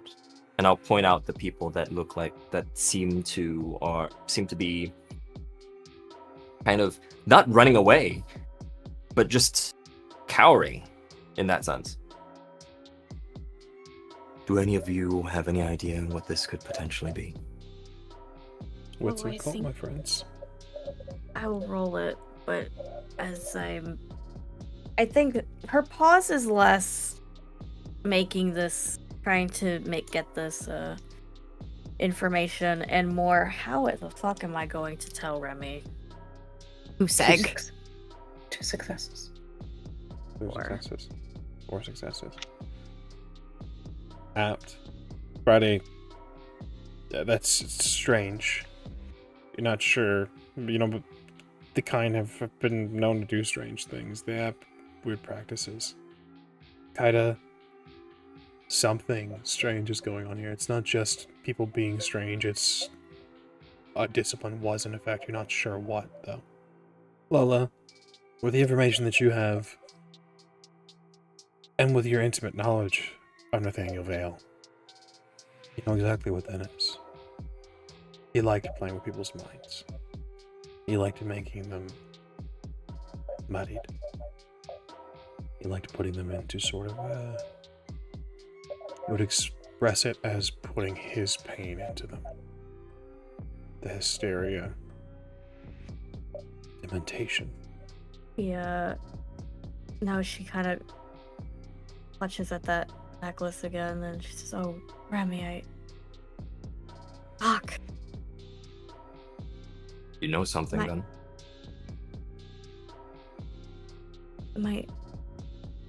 I am very certain my ex did this. Let me be very clear.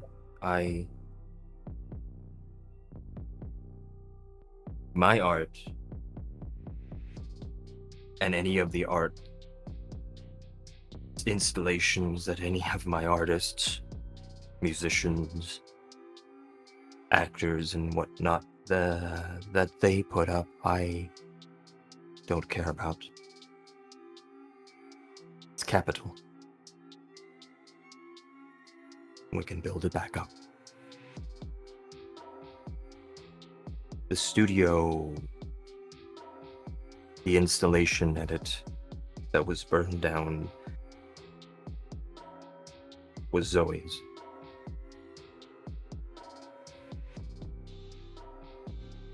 As much as I do not care about anybody else's art, I would say, specifically to Zoe, that we could rebuild.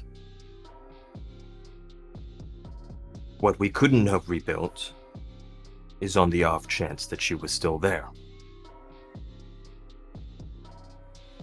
And I assume that you would understand that, seeing as how if she was there, there would be a large chance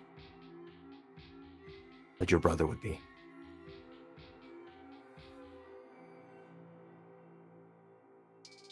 He's speechless. She wants to say he wouldn't do that, but at this point,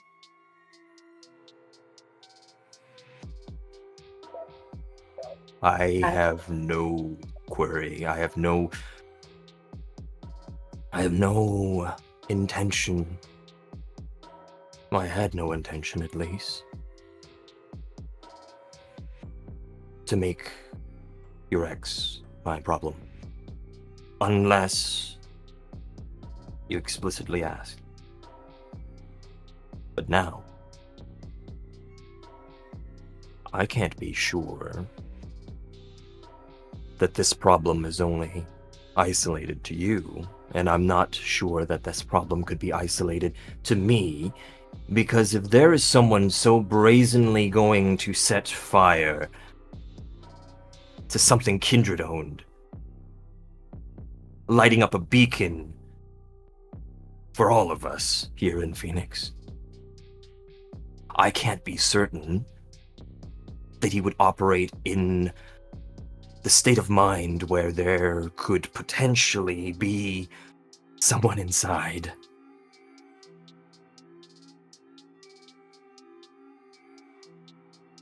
And that is a danger to us all. Lola, she nods. She's chewing at her lip. And she pulls out her phone, wants to send a message. At this point, what could she possibly say? Puts it back in her pocket. Let me be clear. Storyteller. Friday has pretty traumatic experiences with fire. She was quite literally burned out of her last home. Would the effects of Rot Streak occur even through a video so fresh after this wound has been made? If you were to see it, yes.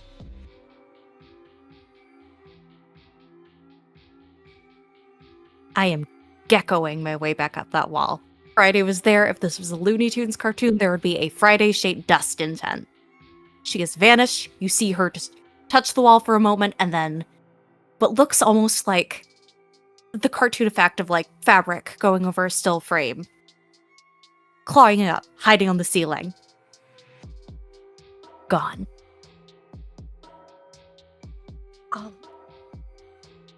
I'll talk to him. I'll figure something out. I don't. This shouldn't have been your problem to begin with, and that's really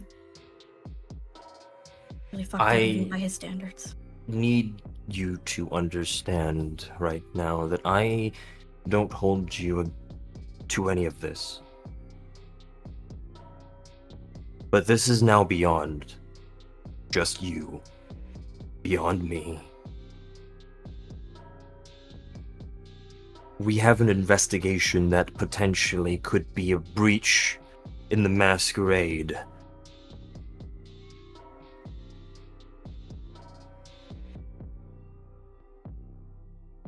Kaida, her hand kind of, her metal hand fists up and is like, she's using it to almost like lean against the wall. Kaida normally appears very, very beautiful. In this moment, she is so very obviously a predator. And she unfortunately has stigmata flaw. And at 4 hunger, she's beginning to bleed. You guys, she like looks at you all, and you can see she's bleeding from the corners of her eyes. Her hands have smear of blood on them, except for the metal hand. But what she says is, Tower will hunt him down. Friday, I would like a rouse check from you as Kaido's stigmata flaw becomes apparent.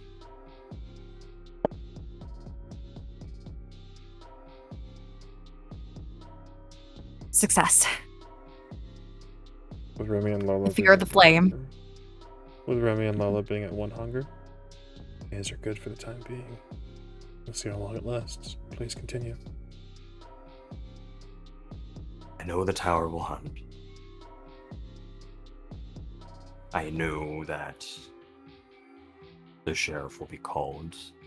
Undoubtedly, I'll be called in with the Primogen reprimanding me.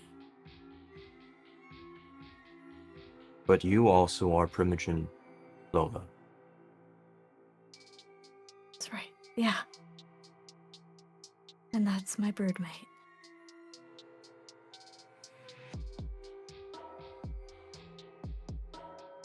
Okay. Yeah, I'll report to the prince, I think. I guess. This will go beyond talking to him. 100%. Your ex, I mean. When you go to the prince, they will ask you to remove the problem.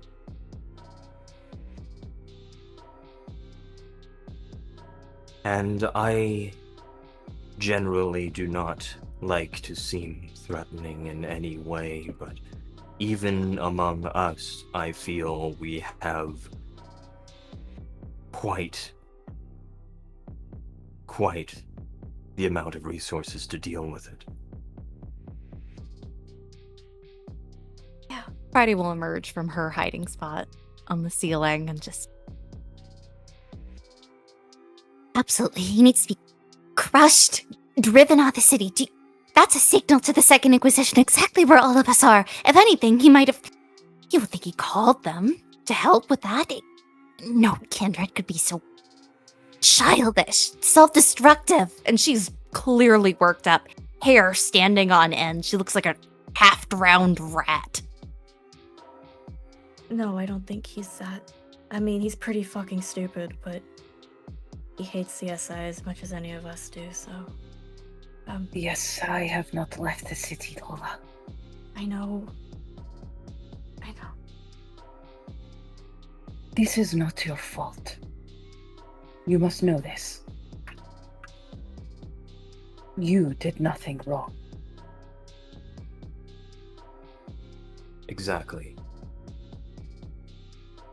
My ire right now is merely in concern for both Zoe and your brother.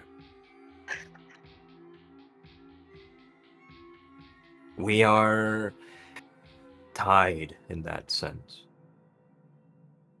And we have ties that could be preyed upon. It's at this moment, Remi, that your doorbell rings. I'll check the security. I mean, I have specifically a dot in security and everything. I just open up my phone. I'll look at it. There is a man. He doesn't seem... He looks like a gardener or like a groundskeeper, someone who would pull weeds or provide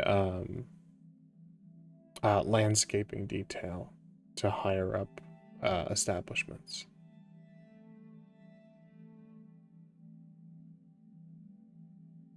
I'll put on the intercom. Yes. Remi, it's G. We have to have a conversation. We indeed do. The door is unlocked. Thank you kindly. He steps in. Ida is wiping at her face, almost manically trying to clean the blood off of her, but she can't. It's like continuous. It's not a huge heavy flow, but it's just a slow oozing leak of her vitae as she tries to wipe it from her face. And like hearing that it's she, she's like, I cannot be seen. And so she just like sort of like almost wild-eyed. It's probably the first time you ever seen her her normal attitude break. And she like panic looks at a door and just shoves her way into a room and shuts it because she cannot be seen this way. I'll just look towards Lola and Friday as well and just be like, this isn't a conversation that you need to be in. You could stay or you could go. It is up to you. Here's one of my... And Friday will dash back to her room, pull out a jacket for Lola. Yeah, I only wear it once anyways. I'm gonna go out and shop. You wanna come join me? Lola was looking sheepish. She was looking scared. She was looking... Any amount of insight would glean that she was concerned, stupidly enough, for Nathaniel's safety. But the second mention... And I think it's funny how she, interrupted. That the second mention of her brother, it clicks with her, and Lola is stone. And there's a clench to her jaw. And she says, I'll catch up. I'll catch up with you Friday. And I actually go into the room with Kaida. Do this. And Remi, do you go to Michi? Yeah. I'll meet up on the top of the stairs. He waits, and as you approach, he says, "Am I free to take my coat off?" This is a safe haven. Come. Excellent. He pulls a lighter out of his pocket, and as he brings a cigarette to his lips, you see the gnarled lips of the Nosferatu. The hat emerges, the pinstripe suit pressed and clean. How are you finding yourself this evening, Remi? I think that is a little bit of a loaded question. You know why you're here, and you know why you're here. Do you know why I'm here? If not for the fire, then what? I'm no sheriff, Remi. We've both been here in the city for some time now. I'm not here to reprimand you. I made note that Lola came with you last night as you left, along with Kaida and Friday. Did they go home last night? Are you keeping track of everybody here as well? I thought everybody was safe in Elysium, and that was your haven, in that sense. Indeed. Elysium is my domain. I have no power here, Remi, and I don't concern myself with the rest of the city, quite frankly. No, I'm not keeping tabs. But the prince is calling his Primogen. There needs to be a discussion about the fire. There definitely is a need to discuss the fire. Well, I assure you, what I know of the fire is what Lola knows of the fire, and if he needs his Primogen, the prince will have her as she wishes. Well, that's the issue, Remi, is we don't know how to reach her. No one is supposed to have a cell phone aside from the Primogen Council, and no one has checked to see if she has one. No one has stopped to get her number. She left quite quickly after the announcements. So, make no mistake, I'm not here hostilely. You seem quite tense, and I understand why, but I'm not here to inquisit you, Remi. I'm just here to inquire. I understand that, G. And as you've mentioned, we've both been in Phoenix for a very long time. Did you hear how ridiculous that sounded? That the prince doesn't know how to reach his Primogen? I don't mean to be rude about it or not. I just wanted to understand that you understand how it sounded to me. Be that as it may, Remi, I'm only a messenger in this regard. And no one I wanted understand to that. send the wrong message.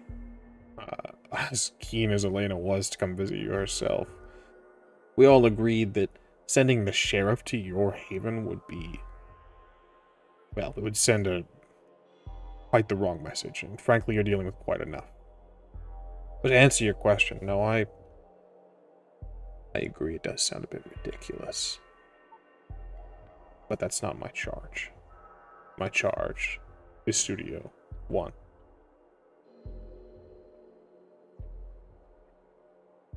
Well, if you remember enough about me, G, you would understand that I don't care what message it sends for whose title comes to visit me, especially because Elena and I know each other for a very long time as well. And you understand that.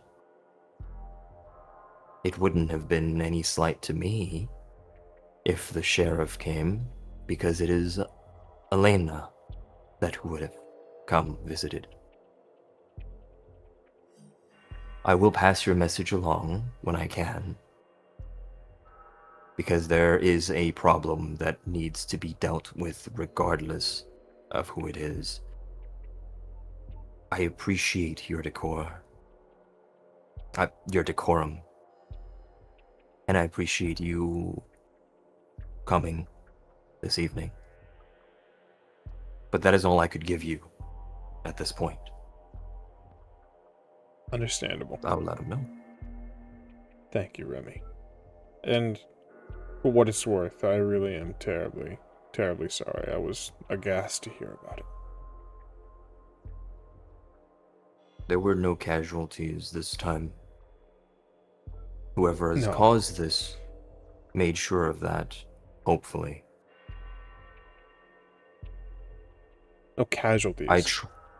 But I did quite enjoy perusing Studio 145 myself whenever I can break free from work. If I could so rudely impose, I do hope that the prince is hoping to deal with the perpetrator the same way I can envision myself dealing with the perpetrator. The traditions will be upheld, Remi. As far I appreciate as that. what the prince plans and whatever perpetrator, we first have to determine there is a perpetrator. Second Inquisition is out in their numbers. Still to this day, Remi. Dangerous just to exist in Phoenix these days. That is very true. Ever the politician in your words, Gee, but I will pass along your message, and I await your good news. Indeed. That reminds me, actually. Adam must have wanted me to give his, what's the opposite of regards? His, condolences. You heard about what happened last night. Terrible thing. Not the fire. But what happened before? Well, I'm sure he would know that I'm not usually the social butterfly in these particular situations, but if I don't catch him first, let him know that I'll be visiting. Will do, Remi. Have a good evening. Or try. You as well. He steps outside of your haven, Remi. While this goes on, what happens to the three of you? Friday, I know you went out to hunt. Let's have a roll from you, please. Your predator type should have a roll attached to it. Yes, it should. And being that Friday is a vegan, she is going to have to roll those stats. Composure plus animal, Ken. Perfect. Thank you so much. And because Friday specializes, for all her talk of eating neighborhood cats and canines, I can add extra die to that. 5 successes. 5 successes. It's early enough in the evening, Friday, that the coyotes haven't come down from the mountains on their sort of normal patrol hours. And so the bunnies, the wildlife is out and about this evening. You're able to find yourself something quick to bite. You're able to take yourself down to 1 hunger if you so choose. Absolutely. All it takes is just leaning up against some nice architecture, grabbing whatever unfortunate yote gets to nearby, and having a feast. Indeed. You may make your way back after you feed. Okay, and if you do so, you see Jay.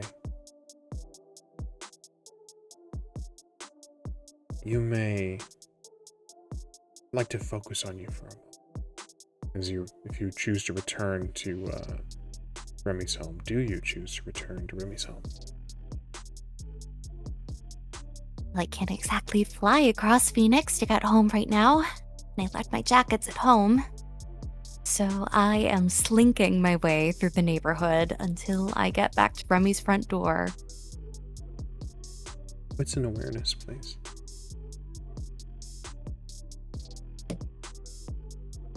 Four successes. You hear him on the phone as he steps out of Remi's home. His mask is back up. He doesn't look like a groundskeeper anymore. Now he looks like some sort of window washer scrubbing the glass. Someone who would keep Remi's home clean. But he's on the phone now, and you hear him speak and say, "No, they weren't here. But I don't know. No, I didn't get the number either. I didn't bother to ask. If he said that she wasn't here, then we can only assume she went home. Have you checked her bakery? Why are you yelling? You don't... I'm not... No.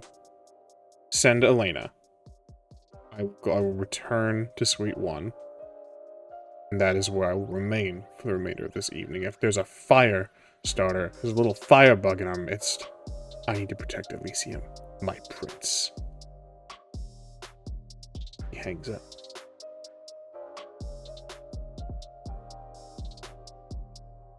We join Kaida and Lola downstairs. Lola, probably entered the room. She didn't knock or anything, she just entered and she shuts the door behind her. Like I said before, her sheepish and concerned demeanor is now turned into stone with hot tears welling in her eyes. When you walk in, Kaida is pacing back and forth. There's a twitch in her head. And when you enter, her head snaps up, and just in that brief second, you see the hunger. And then it banks back And she rights herself and comes over to you and puts both hands on your face. Tell me, what is it? Put her hands over Kaida's and kind of pull them down, still holding them. Take care of you first. You don't want to do that, darling. Promise me you'll stare into my eyes. Kaida freezes. She is looking at her, looking for any signs of hesitation, fear, anything that would let her know that she doesn't really want to do this. There's determination. There's steel. It's cold, kind of. Even through the... Looking at Lola, there's an urge to protect. Looking at Lola, there's this softness to her, and it's ever present, but now it's cold. It's determined. It's sharp. It's a predator. Just like you. She leads Lola over to the bed. And she'll take her hand. And she's holding it just for a moment. She does not disgrace this offering with asking, "Are you sure?" She simply lowers her head down. She brushes her lips across Lola's knuckles. A silent thank you. And then brings her wrist to her mouth, her eyes never leaving Lola's, and bites into it and begins to drink. Lola, it is bliss. And you remember this. This sensation. This feeling. Is there a roll I can make to keep my wits about me? Your willpower. Can do. If I can flavor this moment, there is the brief sting of the bite, the bliss that comes after. And then Lola begins to hear music. It is ancient, primal. It is from another land. It is something that sounds like it comes from the forest, as if it comes from within caves and rivers and waterfalls.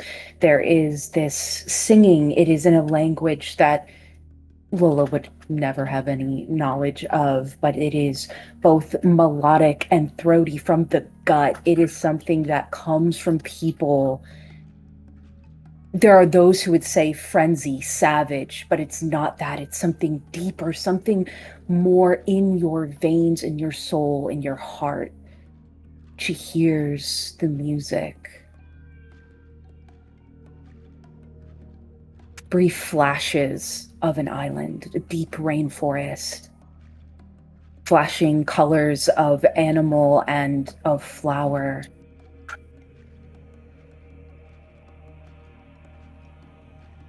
Lola. Something.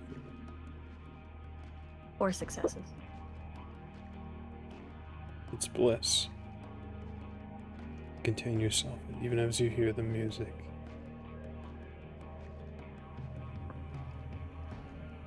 You hold your wits as Kaida drinks.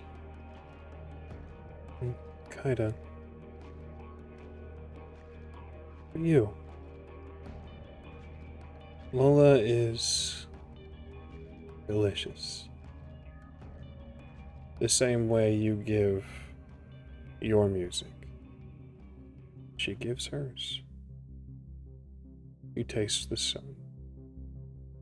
You taste the mountains. You hear the music of a land far from your island. A language that you don't quite know. These melodies blend together and create something beautiful. And that is where we're going to close this episode of Bloom in Blood. Thank you for being here. We're going to go around our room. We're going to let everyone know who you are, what you do, where they can find you, all the pertinent stuff. We'll pick up in the reverse order. Aster, be kind. Hello, I am Asterisk VTuber, or Aster. I am a composer, voice actor, singer, and streamer that just really likes playing TTRPGs and writing for them. And I am here today playing Remi, the Toreador that is something's going on now. Yeah, it was a lovely, lovely time. Thank you so much for being here. I'm so sorry for putting you through it. But you know, Crazy X is gonna it's all Crazy out of X. Yeah, it's all out of love. Thank you so much. And then we'll go over to Luna. I'm muted. Hello, hi. I'm Luna, or Druid by Night. You can find me at Druid by Night on all social medias, including on Twitch, where I stream. I'm the social media manager here for the Rolling Nomads. You've probably seen me play a couple of vampires, maybe a werewolf. But this evening, I have been Lola Torres, the Malkavian, who is, well, yeah. Yeah, indeed. Thank you so much for being here. It's always a pleasure. We'll move over to Arissa. Hi, hello. I am the Rissa Rave. You can find me all over the internet as such. I do TTRPGs, both here on the Rolling Nomads, at Lanyap Gaming, and at Table of Horrors. Playing all kinds of stuff, doing all kinds of things. Check it all out if you want to see it. I also have an ASMR YouTube channel where I read books. I read my favorite chapters from books. Just a chapter or two. Because I want you to go out and get those books. Reading is so important. Get all the books before they ban them. And sometimes I do spicy stuff. Other than that, tonight I was playing Kaida, who, again, one coterie made at a time, you know? Indeed, indeed. Thank you so much for being here. And then, of course, last but certainly not least, Abby. Yeah, hey everyone. I'm Abby. I'm your local Dene nerd, and I feel very lesbian when vampires feed on each other. But if you want to see more of me playing with amazing tables like this, you can find me at most places on the internet at Enough of Abby, where I'm doing cultural consultations, I'm doing sensitivity readings, but more importantly, I'm playing diverse games with amazing people just like this. And you really should go check out their work. But if you want to see more of me, check out the award-winning majority Latino Dino Crisis game run by yours truly. If you want to see some people get eaten by a T-Rex, if you want to watch a little bit of chaos, check it out. Give a little treat. Check out Twisted Fates. But most of all, be kind to yourself. Hagone. Absolutely, absolutely. Thank you so much for being here. It's always a pleasure. Thank all of you for playing. When we see you guys next week, we will pick up, not in this moment, not directly after where we left off, but sometime after, a short little brief moment afterwards, and we'll see where you guys get up to this evening after after things settle down just a little bit. Thank you all for watching. We appreciate each and every one of you. Yeah, thanks. This is awesome. The story means a whole lot to us, and we thank you guys for watching even like 10 minutes of it at a time if you guys are so inclined. That's us in a handbasket. We have that's it. That's all I got. We'll see you guys next time. Same time, same place. Well, piss Same girl. nights.